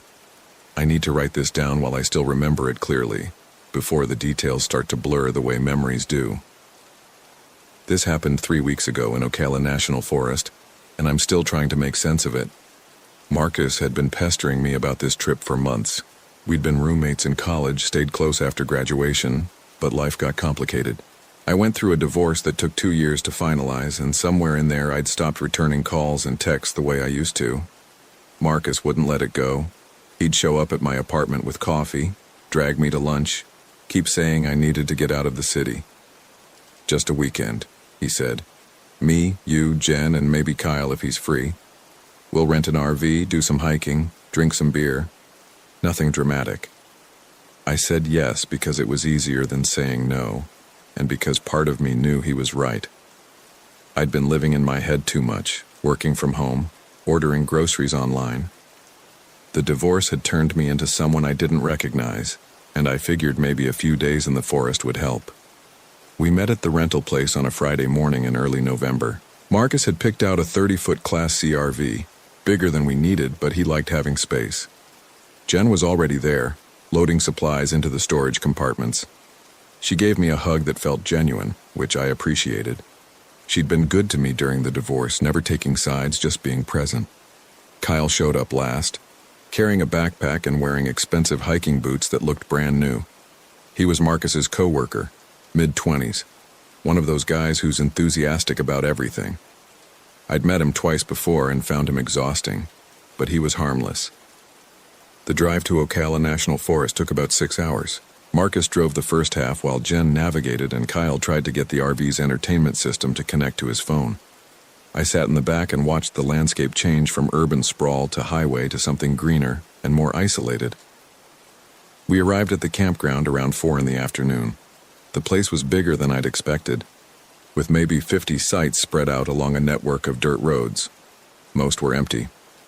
November isn't peak camping season in Florida, and the few RVs we saw looked like they belonged to retirees. Our site was toward the back of the campground, nestled between pine trees and palmettos. The ranger who'd checked us in had been polite but distant, giving us a map and explaining the basic rules. No loud music after 10. Keep food stored properly. Stay on marked trails. Standard stuff. We spent the evening setting up camp and cooking dinner on the RV's propane stove. Marcus made his famous chili, which was actually just canned chili with extra hot sauce, but it tasted good after the long drive. We sat outside at the picnic table drinking beer and talking about nothing important. Kyle told a long story about a server failure at work that I didn't follow. Jen talked about her mother's upcoming surgery. Marcus ribbed me about my dating life, which was non-existent. It felt normal, almost boring. I remember thinking that maybe this trip would be exactly what Marcus had promised. Nothing dramatic. We decided to do a short hike before sunset, just to stretch our legs. The ranger had mentioned a trail that led to a small lake about 2 miles from the campground. Marcus grabbed the map, and we headed out. The trail was well marked at first. Orange blazes on the trees every 50 feet or so. The path clear and wide enough to walk 2 abreast. Kyle took photos with his phone, trying to catch the light filtering through the canopy. Jen pointed out various plants, surprising me with how much she knew about Florida vegetation. We'd been walking maybe 20 minutes when we came to the tree. It was dead, completely dead. Not just bare branches, but actually dead. Gray wood, no bark, standing alone in a small clearing off to the right of the trail. Maybe 15 feet tall, thick trunk, twisted branches reaching up like fingers. Someone had carved symbols into it. Not initials or hearts or the usual trail graffiti. Geometric shapes, overlapping circles and lines, running from about waist height to as high as someone could reach. Weird, Kyle said, walking over to examine it. These look old. They did look old. The wood around the carvings had weathered, darkened, but the symbols themselves were deep, deliberate. Someone had spent time on them. Probably some old surveying marks, Marcus said. Or maybe Native American? These aren't Native American, Jen said. She was standing back, arms crossed. Wrong style. These look like, I don't know, amateur occult stuff maybe. Wannabe witches. Kyle laughed and took a photo. I walked around the tree once, studying the symbols without really knowing what I was looking at. Then we continued to the lake. The lake was small and unremarkable. We stood on the shore for 10 minutes, took some photos, and headed back. The light was fading, and none of us had brought flashlights. That's when things got strange. We walked back the way we'd come, following the orange blazes. But after about 30 minutes of walking, longer than it had taken us to reach the lake, we came to the tree again. The same dead tree, same clearing, same symbols. Did we loop around somehow? Kyle asked. Marcus pulled out the map. No, this is a straight trail, out and back. We should have passed the RV by now. Maybe we missed a turn, I said. There weren't any turns, Jen said. Her voice was flat, factual. This is a simple trail. We stood there for a minute, all of us looking at the tree. I felt something then, a small knot of unease in my stomach, but I pushed it away. We'd just gotten confused. It happens. Okay, Marcus said. Let's be more careful. Watch for the blazes. We walked past the tree, staying on what was clearly the trail, and kept going. The light was almost gone now, the forest around us turning gray and shadowy. Kyle used his phone as a flashlight. 15 minutes later, we came to the tree again. This doesn't make sense, Kyle said. He wasn't laughing anymore. Marcus stopped walking. He stood very still, staring at the tree. We're going in the wrong direction, he said finally. We must be. Let's turn around. So we turned around and walked the other direction. This time we counted our steps, paid attention to every detail. The trail curved slightly to the left, then straightened. We passed a fallen log, then some large rocks, then the curve again, then the tree. Fuck this, Jen said. It was the first time I'd heard her swear all day. Kyle was already on his phone, trying to pull up GPS. I don't have signal, he said. No bars at all. We're in a national forest, Marcus said. That's normal. I had signal at the campsite, Kyle said. We tried different directions. We tried walking backwards while watching the trail. We tried following what we thought was the tree line. Every time, within 10 or 20 minutes, we'd end up at the same clearing, the same dead tree. By the time we finally gave up, it was fully dark. Kyle's phone battery was dying, and we were all exhausted and frustrated. We sat down near the tree, not too close, nobody wanted to be too close to it, and tried to think. People don't just get stuck in loops, and Jen said, that's not how forests work. Maybe there's something wrong with our sense of direction, I offered, like a magnetic anomaly or something. Messes with your inner ear. That's not a real thing, Marcus said. So what's your explanation? I asked. He didn't have one. We sat there for maybe an hour, resting and arguing about what to do. Eventually, Kyle suggested we just pick a direction and commit to it, walk for as long as it took. But we were tired. and the idea of walking through the dark forest for hours didn't appeal to anyone. "We'll wait until morning," Marcus decided. "We can't be that far from the campground. When it's light, we'll figure this out." So we stayed there, sitting in the clearing near the dead tree. It was cold, not freezing but uncomfortable. None of us had jackets. We huddled together, trying to conserve body heat. I didn't sleep. I don't think any of us did. We just sat there in the dark, listening to the sounds of the forest. Insects chirping, something rustling in the underbrush, the wind moving through the trees. At some point, I didn't check my watch, but it felt like maybe 3 or 4 in the morning. I realized the symbols on the tree had changed. I didn't say anything at first. I thought maybe I was remembering them wrong or seeing things in the dark. But when the sky started to lighten and I could see them clearly, I knew I wasn't mistaken. The symbols were different. Not completely different, but rearranged. Some of the circles were now on the left side of the trunk instead of the right. Some of the lines connected differently. It was subtle enough that you might not notice if you weren't paying attention, but I'd spent enough time staring at that tree. "Marcus," I said quietly, "look at the tree." He looked. I watched his face as he processed it. "That's not possible," he said. "I know. We're at a different tree. Must be. There's more than one dead tree out here. With the exact same clearing, the exact same position on the trail." He didn't answer. Jen woke up then, stiff and uncomfortable. Kyle had fallen asleep leaning against her, and she pushed him off gently. He mumbled something and opened his eyes. "It's morning," Jen said. "Let's get out of here." We walked. We picked what looked like south based on the position of the sun, and we walked. Within 15 minutes we were back at the tree. Different symbols now, I was certain of it. They'd changed again. "Okay," Marcus said. His voice was tight, controlled. "Okay, this is fine, we'll shout. Someone will hear us. The campground can't be that far away." So we shouted. All 4 of us standing in the clearing, yelling for help. We did this for maybe 20 minutes, until our throats were raw. Nobody answered. Kyle sat down hard on the ground. "This isn't happening," he said. "This is some kind of stress reaction. We're having a mass hallucination." "That's not a real thing either," Jen said. "Then what's your explanation?" Kyle shot back, echoing my words from the night before. She didn't have one. We tried walking again, and again. Same result. By midday we were back in the clearing, exhausted and dehydrated and starting to panic. The tree's symbols had changed twice more. I'd stopped pointing it out because it didn't matter. Nothing mattered except getting back to the RV. "We need water," Jen said. "We're not thinking clearly." She was right. My head hurt and my mouth felt like sandpaper. We'd brought nothing with us on what was supposed to be a simple sunset hike.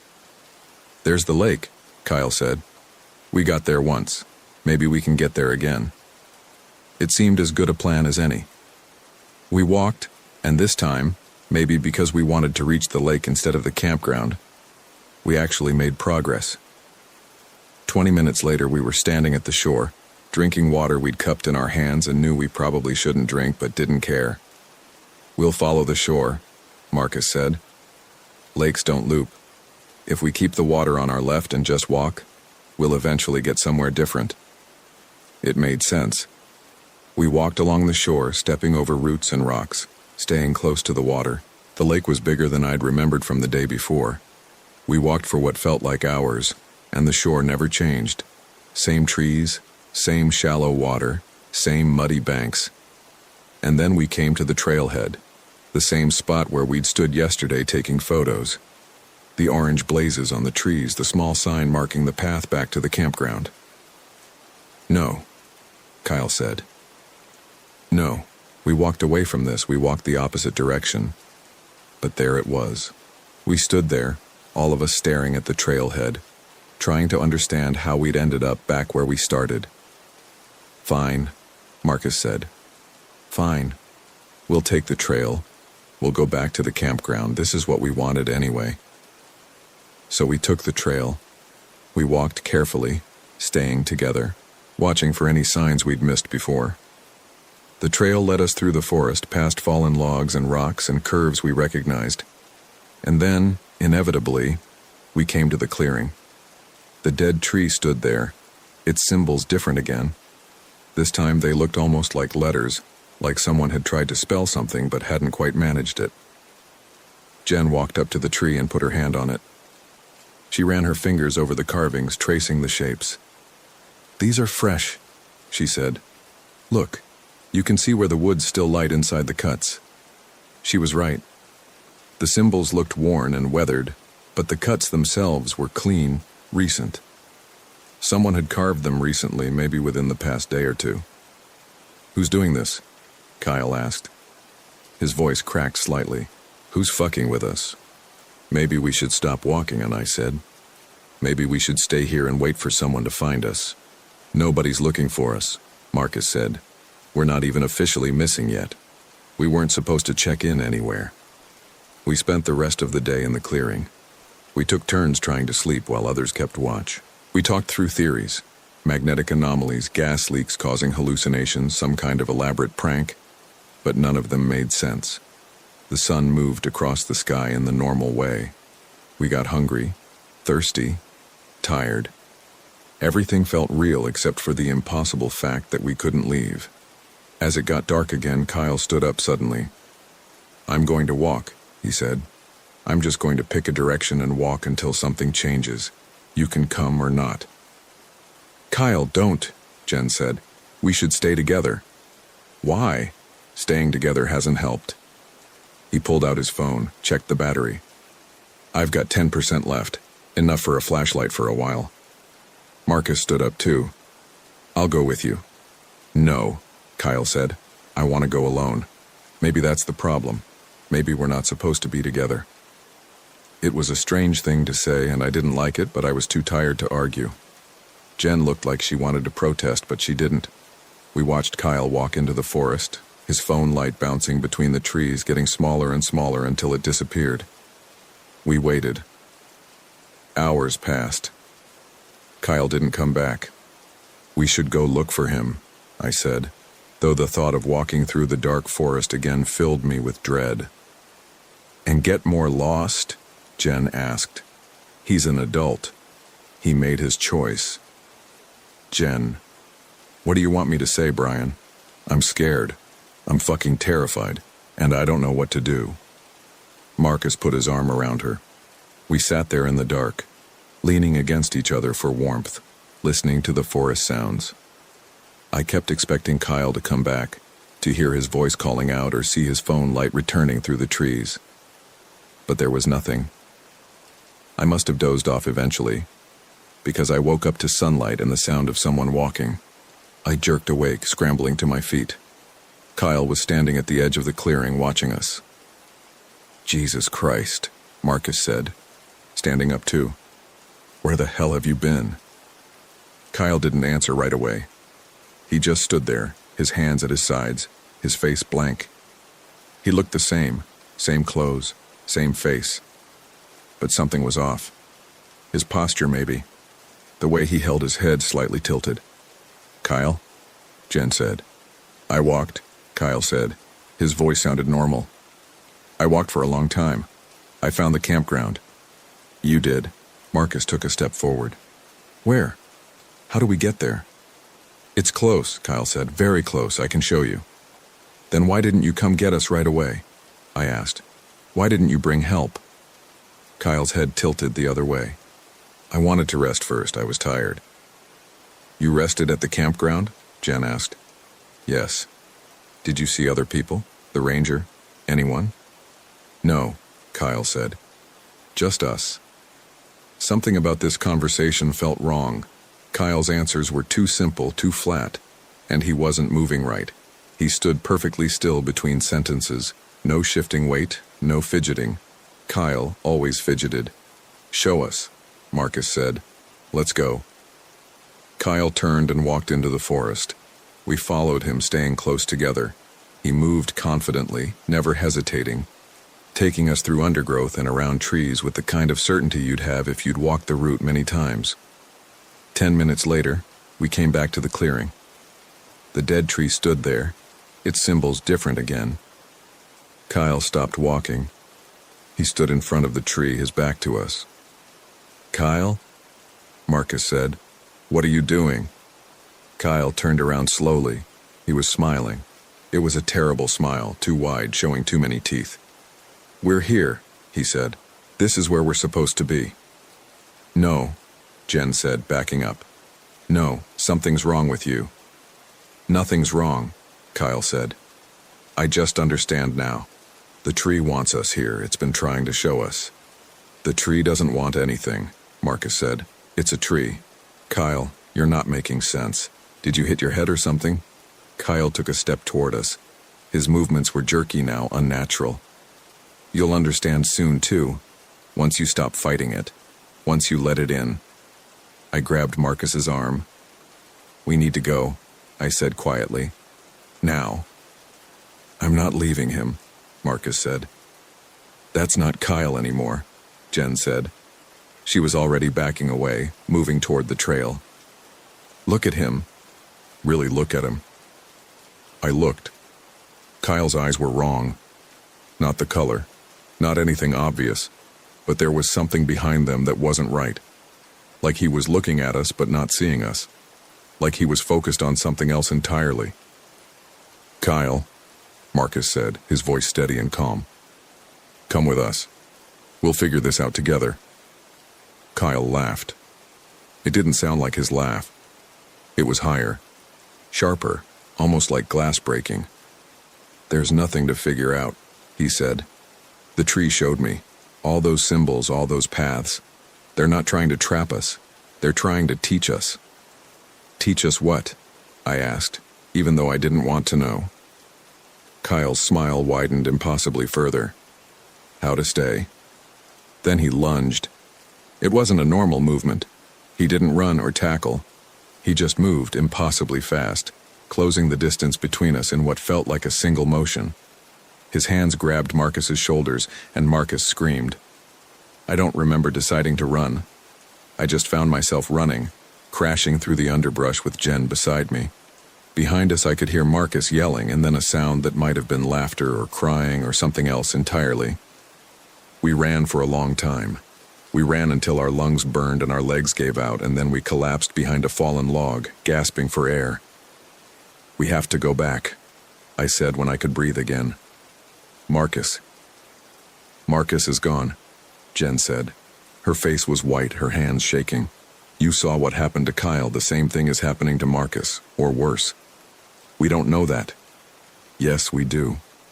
We sat there for a few minutes trying to think, trying to make sense of what we'd seen, trying to decide what to do next. "Okay," I said finally. "Okay. We keep moving. We find a way out. Then we get help. We come back with rangers, with police, with whoever will listen." Jen nodded. We stood up and started walking again, more carefully this time.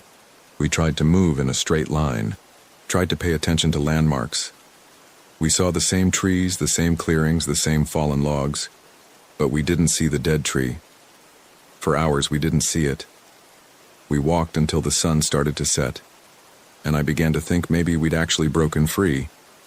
Maybe whatever had trapped us was specific to that clearing, and now that we'd left it behind, we could find our way out. Then Jen grabbed my arm. "Listen," she said. I stopped. At first I didn't hear anything unusual, just the normal forest sounds, birds, insects, wind. But then I heard it. Someone singing. It was Kyle's voice. I recognized it immediately. He was singing something I didn't recognize, words that didn't sound like English, a melody that rose and fell in ways that made my head hurt. "We need to move," Jen said. We moved, trying to be quiet, trying to put distance between us and that voice, but it followed us. Sometimes it sounded closer, sometimes farther away, but it never stopped. Kyle, or whatever Kyle had become, was tracking us.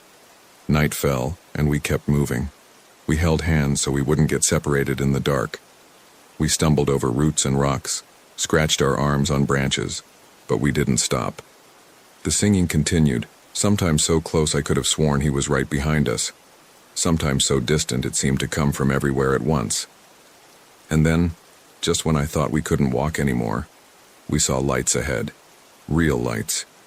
Electric lights. The campground, Jen said. Oh God, we made it. We ran toward the lights, crashing through the last bit of forest, and we did reach a campground, but it wasn't our campground. The RVs were old, rusted. The paths were overgrown. Everything looked abandoned, like no one had been here in years. This isn't right, I said. It doesn't matter, Jen said. There's a road. Look. She pointed and I saw it. A dirt road leading away from the campground. Roads lead somewhere. We follow it. So we followed it. We walked down the dirt road in the dark, hoping each turn would bring us to a highway to civilization to help. The road curved and twisted, and after what felt like miles but might have been less, it led us to a clearing. The dead tree stood in the center of it. Different symbols now covering every inch of the trunk, and standing next to the tree, waiting for us, was Kyle. Behind him was Marcus, or what was left of Marcus. He stood the same way Kyle did, perfectly still, head tilted at that unnatural angle. His clothes were torn, and there was blood on his hands. "Welcome back," Kyle said. "We've been waiting." Jen broke. She just broke. She fell to her knees, sobbing, her hands over her face. I wanted to run again, but there was nowhere to go. We'd tried running. We'd tried everything. "What do you want?" I asked. My voice came out steadier than I felt. "The tree wants you to understand," Kyle said. "The symbols are a map of paths that loop back on themselves, a map of how to stay in the spaces between spaces." "That doesn't mean anything," and I said. "It means everything," and Marcus said. His voice was exactly like Kyle's now, that same flat tone. "The tree has been here longer than the forest. It remembers when this place was somewhere else. It remembers all the people who've tried to leave and couldn't, all the people who learned to stay." "We don't want to stay," I said. "You don't have a choice," Kyle said. "None of us do. Once the tree finds you, once it shows you the paths, you're part of it. You're part of the pattern." Kyle and Marcus moved closer, not walking, just moving, that same impossible speed from before. I grabbed Jen, tried to pull her up, but she wouldn't move. She just knelt there, sobbing, broken. "I'm sorry," I said to her. "I'm so sorry." And then Kyle and Marcus were on us. I don't remember much after that. I remember pain. I remember my own voice screaming. I remember Jen's screams cutting off suddenly. Too suddenly. I remember hands that were too strong, fingers that dug too deep. I remember being dragged, the ground scraping against my back. I remember being propped up against the tree, the symbols pressing into my spine. And then I remember understanding. The symbols weren't random. They were instructions. They were a code, a language, a map of how to move through the forest in ways that defied normal space. They showed you how to loop back, how to find the spaces where reality bent, how to trap yourself and others in the patterns. The tree had been carved by people like me, people who'd gotten lost, people who'd found the clearing and couldn't leave. Each person added more symbols, more paths, more loops. The tree was growing, not physically but conceptually, expanding its reach through the forest, creating more and more impossible paths. And now, I was part of it. Now I understood.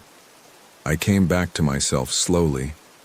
I was sitting against the tree, my hands resting on my knees. Jen was next to me, sitting in exactly the same position. Kyle and Marcus stood in front of us, watching, waiting. "Do you understand now?" Kyle asked. "Yeah," I heard myself say. "I understand." And I did. I understood how to read the symbols. I understood how to walk the paths that led nowhere and everywhere. I understood that the forest had always been like this, that we'd simply been the latest to discover it. "What do we do now?" Marcus asked. "We wait," I said. "We wait for others to come. We show them the tree. We teach them to stay. So that's what we do. We wait in the clearing, the four of us, watching the symbols change and grow. Sometimes we hear voices in the distance, hikers calling out for help. Sometimes we see lights moving through the trees. And when they get close enough, we go to them. We tell them we can help. We offer to show them the way. And we bring them back to the tree. I'm writing this during one of the moments when I can still think clearly, when the tree's influence loosens just slightly. These moments are getting rarer. Most of the time I feel nothing but a cold contentment, a sense of purpose that doesn't feel like my own. But right now, in this moment, I remember who I was. I remember Marcus pestering me about the trip. I remember Jen hugging me at the rental place. I remember thinking this would be nothing dramatic. If you're reading this, I don't know how you found it. Maybe I managed to send it somehow, in one of these brief windows of clarity. Maybe you found my phone in the forest, though I don't remember having it with me. It doesn't matter. What matters is this. If you're planning to visit Ocala National Forest, if you're going to hike the trails near the campground, stay on the marked paths. Don't follow anyone who offers to show you a shortcut. Don't go near any dead trees with symbols carved into them. And if you find yourself walking in circles, if you keep coming back to the same clearing no matter which direction you go, don't try to understand the symbols. Don't let them teach you. Don't stay. Run. Keep running. Run until your legs give out, until your heart pounds so hard you think it'll burst, until you can't possibly run anymore. And then run some more. Because the alternative is understanding. And once you understand, once the tree shows you the paths, you'll never leave. I can feel the clarity fading now. The symbols are calling to me again, pulling my thoughts back into their patterns. Soon I'll forget I wrote this. Soon I'll forget I was ever anything other than what I am now. We wait in the clearing. The four of us, and others who came before, and others who will come after. We wait by the dead tree and we watch the symbols change, and we are content. We are the same dead tree now. We are the paths that loop back. We are the map that leads nowhere. We wait. We wait for you.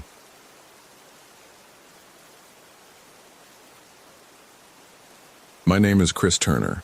What happened to me at Palo Duro Canyon in Texas happened in September of 2023. And I'm writing this down because I need to get it out. I need someone to know. Not because I think anyone will believe me, but because if I don't tell someone, I think I'll lose what's left of my mind. I'm 36 years old. I work in data analysis for an insurance company in Dallas. My marriage ended in March of that year. No dramatic reason. We just stopped working. Sarah moved out, took the dog, and I kept the apartment and the couch we'd bought together at IKEA. By September, I was tired of looking at that couch every night. Tired of the same walls, tired of the routine of work and microwave dinners and Netflix until I fell asleep.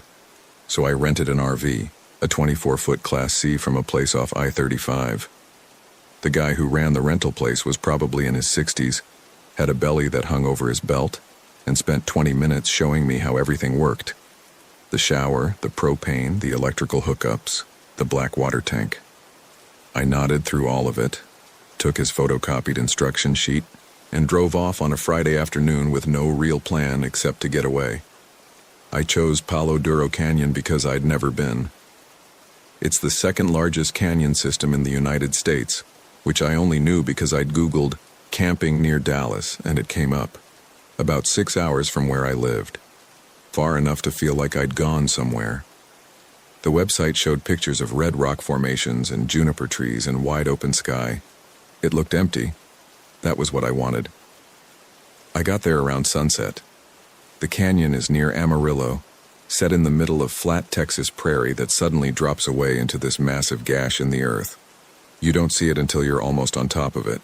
I paid the entrance fee at the ranger station, a woman in her 50s who barely looked at me, and drove down into the canyon on a winding road that descended about 800 feet. The RV park was at the bottom, about a dozen sites, most of them empty. It was a Friday in September, not peak season. The weather was warm but not hot. I backed into site number 7, which was at the far end, away from the few other RVs and the bathhouse. I hooked up the electricity and water following the photocopied instructions, and then I sat in one of the folding chairs outside and opened a beer. It was quiet. The kind of quiet that city people don't really understand.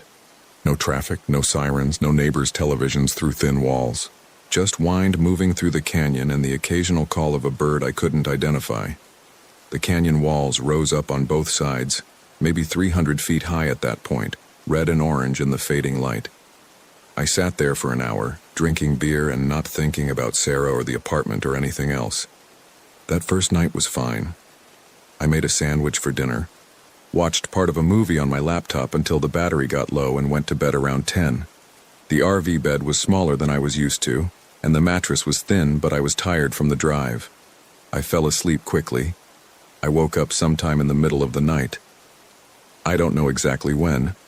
I didn't check my phone. It was dark in the RV, completely dark, the kind of dark you only get when there are no streetlights or houses nearby. I lay there for a minute trying to figure out what had woken me up. Then I heard it. A voice. Distant, echoing off the canyon walls. It sounded like someone calling out. I couldn't make out the words, but it had that quality of urgency, like someone was lost or hurt. I got up, went to the window, and looked out. I couldn't see anything. Just darkness and the faint outline of the canyon walls against the stars. I stood there for a few minutes, listening. The voice came again, faint and far away. It sounded like it was coming from deeper in the canyon, somewhere to the west. I thought about going outside to check, but then I thought about how dark it was and how I didn't know the area. People get lost in canyons all the time. If someone was out there calling for help, they'd probably already called the rangers. I got back in bed. I didn't sleep well the rest of the night. Every time I started to drift off, I'd hear that voice again, or think I did. By the time morning came, I'd convinced myself it had been an animal. Coyotes can sound almost human sometimes. I'd read that somewhere. Saturday morning was clear and warm. I made coffee on the RV's 2-burner stove and ate a granola bar for breakfast. There were a few other campers around by then, an older couple in a massive motorhome 2 sites over, a family with kids in a smaller trailer near the entrance. I nodded at the older couple when I walked past on my way to the bathhouse. They nodded back. I decided to go hiking. The canyon has about 30 miles of trails, and I picked one that the map at the trailhead said was moderate difficulty, about 5 miles round trip, going deeper into the canyon and looping back. I packed a backpack with water bottles, sunscreen, my phone, and some trail mix. I left around 9 in the morning. The trail started out easy, mostly flat, following a dry creek bed. The canyon walls were steep on both sides, layered in bands of red and brown and white. Juniper trees and mesquite scattered around. It was pretty in a harsh way, the kind of landscape that doesn't care if you're there or not. I passed a few other hikers going the opposite direction in the first mile. We did that thing where you say morning or nice day and keep walking. After about 45 minutes, I hadn't seen anyone else. The trail started climbing, switchbacks up the side of the canyon wall. It was steeper than I'd expected. I stopped a few times to drink water and catch my breath. I reached the top of the ridge around 11. The view was worth it. You could see for miles across the canyon floor, all the way to the other side. I took a photo on my phone, sent it to my brother in Austin with the caption, "Better than the office." He texted back a thumbs up emoji. That's when I heard it the first time. My own voice, calling for help. I need to be clear about this. It wasn't someone who sounded like me. It wasn't an echo of something I'd said. It was my voice, my exact voice, with my inflection and my vocal patterns, coming from somewhere deeper in the canyon, calling out, "Help! Somebody help me!" I froze, stood there on that ridge with my phone in my hand and listened. It came again, fainter now, from somewhere below me and to the west, where the canyon branched off into a side gorge. "Hello?" I called out. My voice echoed off the rock walls. Echo, echo, echo. But that other voice didn't respond. I waited. Nothing. I looked at the trail map on my phone. The path I was on looped back to the trailhead from here, but there was another trail, unmarked on my map, that seemed to branch off toward where I'd heard the voice. Just a faint line of disturbed earth between the rocks. I want to be clear about my thinking at that moment. I'm not an idiot. I know that following strange voices into canyons is how people end up on search and rescue reports, but it was my voice. That's what got me. If it had been anyone else's voice, any other sound, I would have turned around and hiked back. But hearing yourself calling for help does something to you. It creates this obligation, this weird responsibility to yourself. I started down the unmarked trail. It was rougher than the main path. More rock scrambling, less clear where the trail even was. I had to use my hands in places to climb down between boulders. The canyon walls got steeper, closed in on both sides. The temperature dropped as I got deeper. The sun couldn't reach this far down. I called out again. Hello? Where are you? Nothing. Just my echo bouncing back. I checked my phone. Still had signal, 2 bars. The time was 11:47 a.m. I took a screenshot of my map, showing my location, just in case. You hear about people getting lost in places like this. I didn't want to be that person. The side canyon twisted and turned. I followed it for maybe 20 minutes, calling out every few minutes. No response. I was about to turn back when I saw something ahead. A flash of color against the red rock. Blue fabric. I climbed over another pile of boulders and found it. A backpack. Blue and gray, expensive looking, the kind serious hikers use. It was sitting upright against a rock like someone had carefully placed it there. Not dropped or thrown. Placed. I looked around. No one. The canyon was empty except for me and the backpack. I walked closer. The pack was covered in dust like it had been there a while. Weeks, maybe. I called out again. Hello? Anyone here? My echo came back. Then, from somewhere ahead, deeper in the canyon, help. My voice again. Definitely my voice. I picked up the backpack. It was heavy. I unzipped the main compartment and looked inside. There was a water bottle, half full, a first aid kit, a rain jacket, a guidebook to Palo Duro Canyon, and a wallet. I opened the wallet. There was a driver's license inside. I looked at it. The photo was me. Christopher Allen Turner. My address in Dallas. My birth date, my license number. Everything exact. I dropped the wallet. My hands were shaking. I looked around the canyon again, half expecting someone to jump out to tell me this was some kind of prank. But there was no one. Just me and the backpack and the wallet with my license in it. I checked my own wallet. It was in my pocket, right where it should be. I pulled it out and compared the 2 licenses side by side. They were identical. Same photo, same information, same everything. The physical licenses even looked the same. Same wear pattern on the edges. Same tiny scratch near the hologram. I sat down on a rock. My heart was pounding. I tried to think logically about this. Someone was fucking with me. That was the only explanation. Someone had somehow gotten my information, printed a fake license, bought a backpack, and left it here for me to find. But why? And how would they know I'd come down this trail? How would they know I'd hear the voice? The voice. I'd heard it before I'd come down here. Before I'd found the backpack, my own voice calling for help. This isn't funny, I said out loud, to whoever might be listening. Whoever's doing this, it's not funny. Nothing, just the wind moving through the canyon. I stood up. I needed to get out of here. I left the backpack where it was, I wasn't touching it again, and started back the way I'd come. That's when I realized I wasn't sure which way I'd come from. The canyon twisted in several directions. There were 3 different passages I could take. I'd come from one of them, I was sure of that, but I couldn't remember which one. They all looked the same. Narrow gaps between red rock walls scattered with boulders. I pulled out my phone to check the map. No signal. I looked at the screenshot I'd taken earlier. It showed my previous location. But down here, everything looked different. The rock formations were too similar. I couldn't orient myself. I picked the passage that felt right and started walking. It climbed upward, which seemed correct. I'd climb down to get here. But after 10 minutes, it dead-ended at a wall of rock too steep to climb. I went back and tried another passage. This one went on for a while before it started sloping downward. That was wrong. I was supposed to be going up. I turned around again. I checked my phone. Still no signal.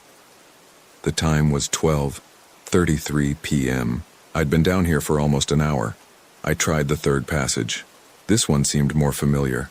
I recognized a boulder shaped like a mushroom, remembered climbing over it. I started to relax. I was on the right track. I walked for maybe 20 minutes. The passage opened up into a wider area, a small clearing between the canyon walls. And there, sitting against a rock, was the blue backpack. The same backpack, in the same position like I'd never left. I stopped walking, looked around. This was impossible. I'd walked away from here. I'd gone through passages, climbed over rocks. I couldn't have circled back to the same spot. But there it was, the backpack. I walked closer. It was the same one. I could see the same scuff mark on the front pocket, the same dust pattern. I looked inside. The wallet was there. My license. I backed away. My heart was doing this thing where it felt like it was beating too fast and too slow at the same time. I was lightheaded. I sat down on a rock and put my head between my knees. There had to be an explanation. Maybe there were two backpacks. Maybe someone had left two identical backpacks with fake IDs in two different spots as part of some elaborate prank. That made no sense. But it was better than the alternative, which was that I was losing my mind, or that something impossible was happening. I stood up. I needed to stay calm. I needed to get out of this canyon. I picked a direction, not one of the passages I'd tried before, a fourth one I hadn't noticed earlier, and started walking. This passage was narrower than the others. I had to turn sideways in places to squeeze between the rock walls. It went on for a long time, maybe 30 feet, before it opened up into another clearing. In the clearing was the blue backpack. I started running. I don't know where I thought I was running to, but I couldn't stay there. I couldn't stand there and look at that backpack again. I ran back through the narrow passage back into the previous clearing and picked a different direction. Any direction. I ran until my lungs burned and my legs cramped. I came out in a wider part of the canyon. The sun was overhead now, the walls weren't as steep. I could see the sky. I stopped running and bent over, trying to catch my breath. When I stood up, I saw someone. A hiker. A man. He was maybe 50 yards away, sitting on a rock, facing away from me. He was wearing jeans and a gray t-shirt and a baseball cap. He wasn't moving. "Hey," I called out. My voice cracked. "Hey, excuse me." The man didn't turn around, didn't react at all. I walked toward him. "I'm sorry to bother you, but I'm a little lost.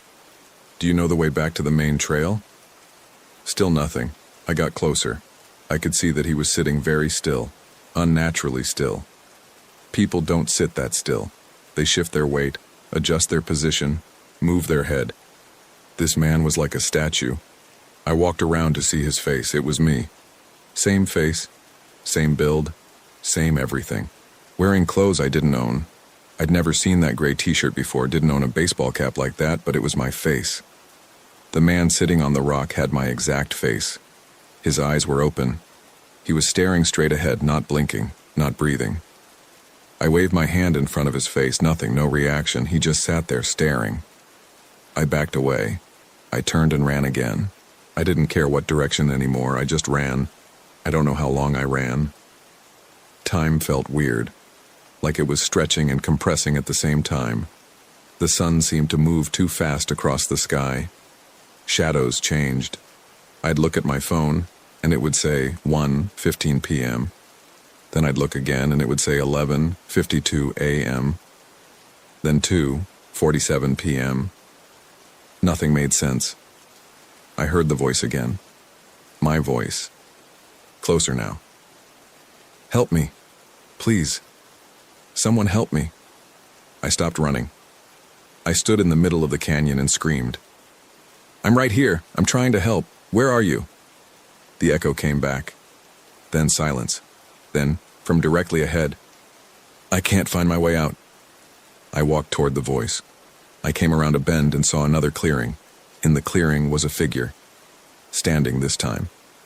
Facing away from me. Same height as me. Same build. Wearing the clothes I was wearing. Jeans, a blue button-down shirt, hiking boots. "Hey," I said quietly.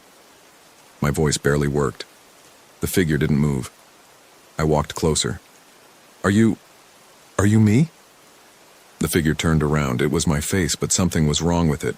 The features were right. My nose, my eyes, my mouth, but they were arranged slightly wrong. Like someone had looked at a photo of me and tried to recreate my face from memory and got it 95% right, but not quite all the way. The eyes were a little too far apart. The mouth was a little too wide. It smiled at me. The smile was too big. Too many teeth. "Help me," it said in my voice. "I can't find my way out." I ran. Again, I didn't look back. I don't remember much of the next part. I remember climbing. I remember my hands bleeding from grabbing rocks. I remember the sun beating down. I remember being thirsty, but my water bottles were empty. I remember checking my phone over and over, but the time kept changing and I had no signal and the map showed me in places I couldn't possibly be. I remember finding the trail, the main trail, the one I'd started on. I remember recognizing the switchbacks, the view across the canyon. I remember thinking I was safe. I got back to the trailhead around, I don't know what time. My phone said 4:47 p.m. That seemed right. The sun was lower. Evening was coming. There were other people in the parking lot. The older couple I'd seen that morning, a family loading kids into an SUV. Normal people doing normal things. I wanted to run up to them and tell them what had happened. But what would I say? That I'd seen myself sitting on a rock? That I'd found my own backpack with my own ID in it? They'd think I'd had heat stroke. Maybe I had. Maybe that's what it was. I got back to my RV. Site number 7. Everything looked the same as I'd left it. I went inside and drank about a liter of water straight from the jug. I sat on the bed and tried to calm down. My hands were still shaking. I checked my phone. It had signal now. I pulled up a browser and Googled, "Hearing your own voice, Palo Duro Canyon." Nothing relevant came up. I tried doppelganger Palo Duro. Still nothing. Strange experiences Palo Duro Canyon. That brought up a few results. A forum post from 2019 about someone who'd gotten lost on a trail and heard voices. A blog post about local legends. Nothing about seeing yourself or finding your own belongings. I sat there until it got dark. I didn't want to go outside. I made a peanut butter sandwich for dinner but could barely eat it. I kept thinking about that figure, the one with the wrong face, the too wide smile. Around 8 o'clock someone knocked on my RV door.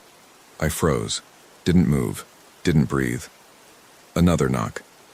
"Hello? Anyone home?" A woman's voice, not mine. I relaxed a little. I opened the door. It was a ranger. 40s, short hair, uniform. She had a flashlight even though it wasn't quite dark yet. "Evening," she said. "Sorry to bother you. We're checking with all the campers. Did you happen to see anyone on the trails today who seemed lost or in distress?" "No," I said. "Then, why?" "We got a report from another hiker. They said they heard someone calling for help from one of the side canyons this afternoon. We sent a team out to check but didn't find anyone. Just wanted to make sure all our registered campers were accounted for." "What time was this?" I asked. She checked a notepad. "Call came in around 2:30. The hiker said they heard it while on the ridge trail. That was around the time I'd been down in the side canyon, hearing my own voice." "Did the hiker say what the voice sounded like?" I asked. The ranger looked at me strangely. "Just that it sounded like someone in distress." "Why?" "No reason," I said. "I didn't see anyone. I was hiking this morning but came back around 4 or 5. She nodded. "All right. Well, if you hear anything tonight, give us a call. Emergency number is posted at the bathhouse." She started to walk away, then turned back. "Oh, and one more thing. If you're planning to hike tomorrow, maybe stick to the main trails. Some of the side canyons can be tricky. We had a hiker go missing back in 2018. Never found him. His backpack turned up a few months later, but that was it." "What kind of backpack?" I asked. My throat was dry again. "Blue and gray, I think. Why?" "No reason," I said. Thanks for the warning. She left. I closed the door and locked it. Then I checked it twice to make sure it was locked. I didn't sleep that night. I tried. I lay in bed with my phone next to me, the screen facing up so the light would fill the RV. But every time I closed my eyes, I saw that figure with the wrong face. Heard my own voice calling for help. Around midnight, I heard something outside. Footsteps. Someone walking around my RV. Slow, deliberate steps. They circled the RV once, then stopped at the door. A knock. "Help me," said my voice from outside. "I can't find my way out." I didn't answer. I lay there in bed, not moving, barely breathing. The knock came again. "Please," said my voice. "It's dark. I'm scared." I stayed silent. After a few minutes, the footsteps walked away. I checked the window. Nothing out there. Just darkness and the vague shapes of other RVs in the distance. The voice came again, farther away now. From the direction of the canyon. "Help me. Someone help me." Then it was quiet. I left at first light. Didn't shower, didn't make coffee, didn't clean up the RV. I just disconnected everything, started the engine, and drove. Up out of the canyon, past the ranger station, back onto the highway toward Dallas. I returned the RV that afternoon. The guy who ran the rental place asked how my trip was. I told him it was fine. He didn't seem to notice how badly my hands were shaking when I signed the return paperwork. I went back to my apartment, went back to work on Monday, told my coworkers I'd had a nice, quiet weekend camping, told my brother it was good to get away, told Sarah when she texted asking how I was doing that I was fine, but I'm not fine. Because 3 days after I got back, I got a phone call. Unknown number. I almost didn't answer, but something made me pick up. "Hello?" Silence on the other end. Then, in my own voice, "I can't find my way out." I hung up, blocked the number, but the calls kept coming. Different numbers every time. Always the same message, always my voice. And there's something else. Something I didn't notice at first. I look in mirrors now and my reflection is slightly off. Just slightly. My eyes are a little farther apart than they used to be. My mouth is a little wider. Not enough that anyone else would notice. But I notice. Sometimes, late at night, I hear knocking on my apartment door. Slow, deliberate knocks. And my own voice, calling out, "Please, it's dark." I'm scared. I don't answer.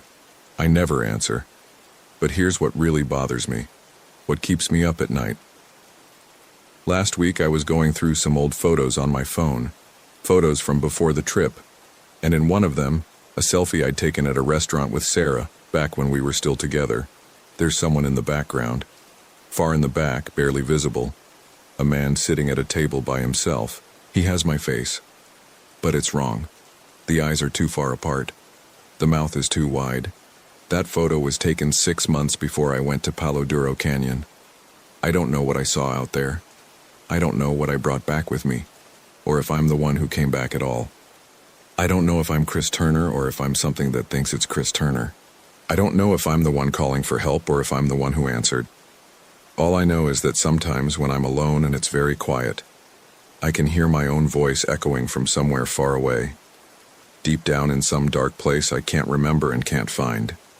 And it's still calling for help.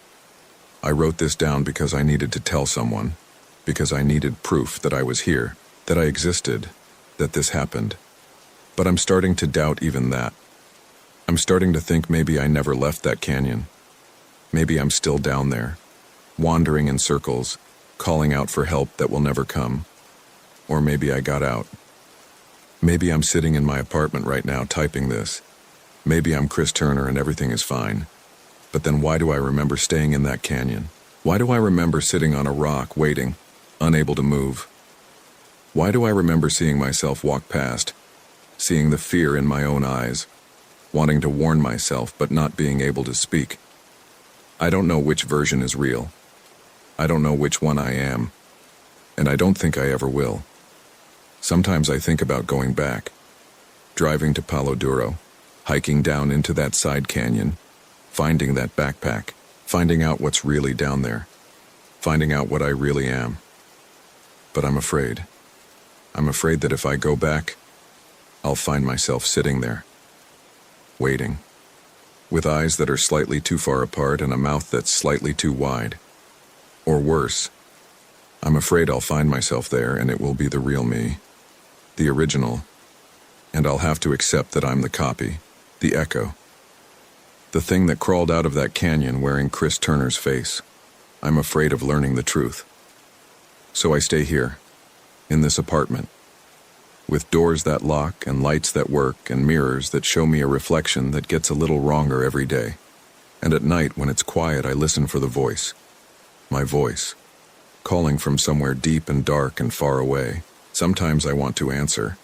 Sometimes I want to call back, to let myself know that someone heard, that someone is listening. But I never do, because I'm afraid that if I answer, something will answer back. And I'm afraid it will sound exactly like me. This is Chris Turner. This is my story. This is what happened to me at Palo Duro Canyon in September of 2023. Or at least, that's what I remember. But memory is a strange thing down in the dark, and echoes can lie. I don't know if I'm the echo or the original voice. I don't know if anyone will read this or believe it. I don't know if it even matters. All I know is that sometimes late at night my phone rings. Unknown numbers I never answer. But I can hear my voicemail notification chime, and when I check it, there's always a new message. I never listen to them. I delete them immediately, because I know what they say. I know my own voice when I hear it. And I know that somewhere out there, in a canyon or a mirror, or a dark place I can't remember, Chris Turner is still calling for help. And I don't know if that's me or not. I don't know which one of us is real. And I don't know which one of us got out.